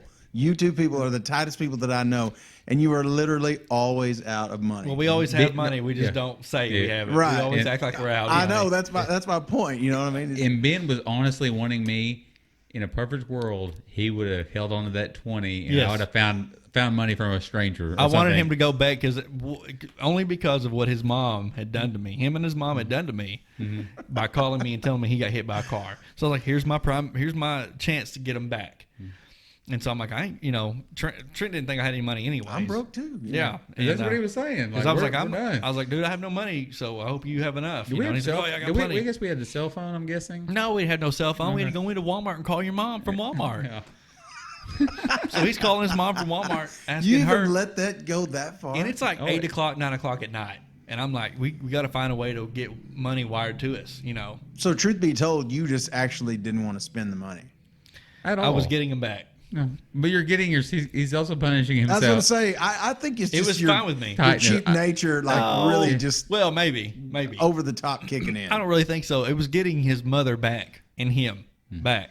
This for the is a whole very thing. elaborate thing, but yeah. I know, but that's the way I do things. Okay, Okay. I'll go the length.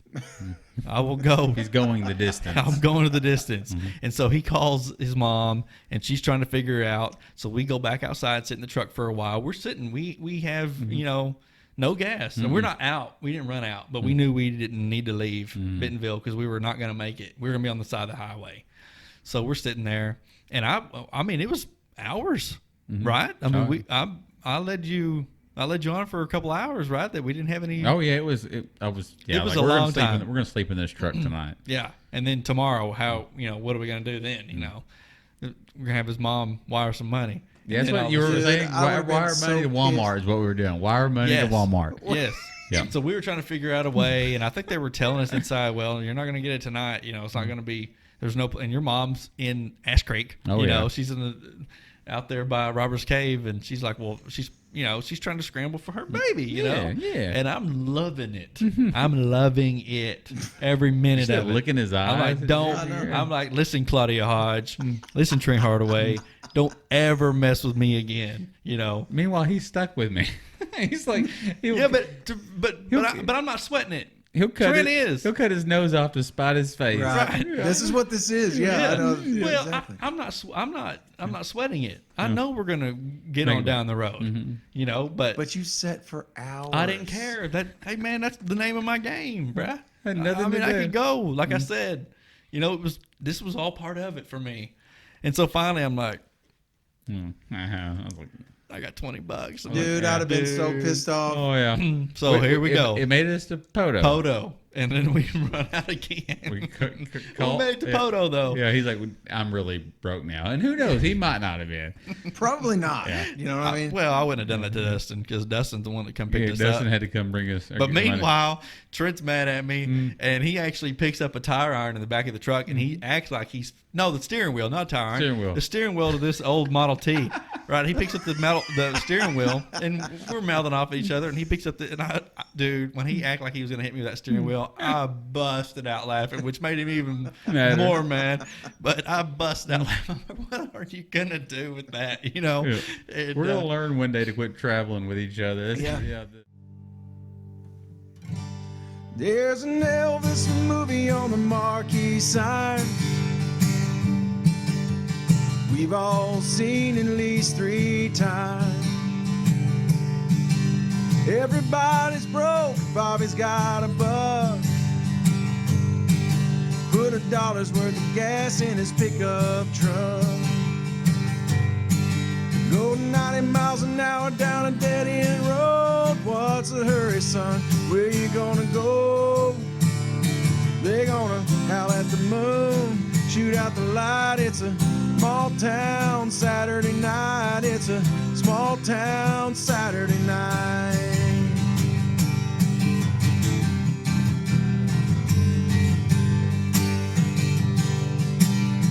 Lucy's got her lipstick on a little too bright. Bobby's getting drunk and looking for a fight. Liquor on his breath, trouble on his mind. Yeah, but Lucy's just a kid along for the ride. Got a 6-pack of beer and a bottle of wine. Gotta be bad just to have a good time. They're gonna howl at the moon, shoot out the light. It's a small town Saturday night. It's a small town Saturday night. It's a small town Saturday night.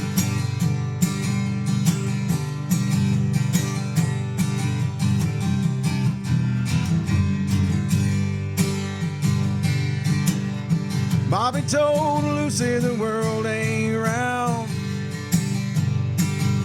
Drops off sharp at the edge of town. Lucy, you know the world must be flat. 'Cause when people leave town, they never come back. They go 90 miles an hour to the city limit sign. Put the pedal to the metal before they change their mind.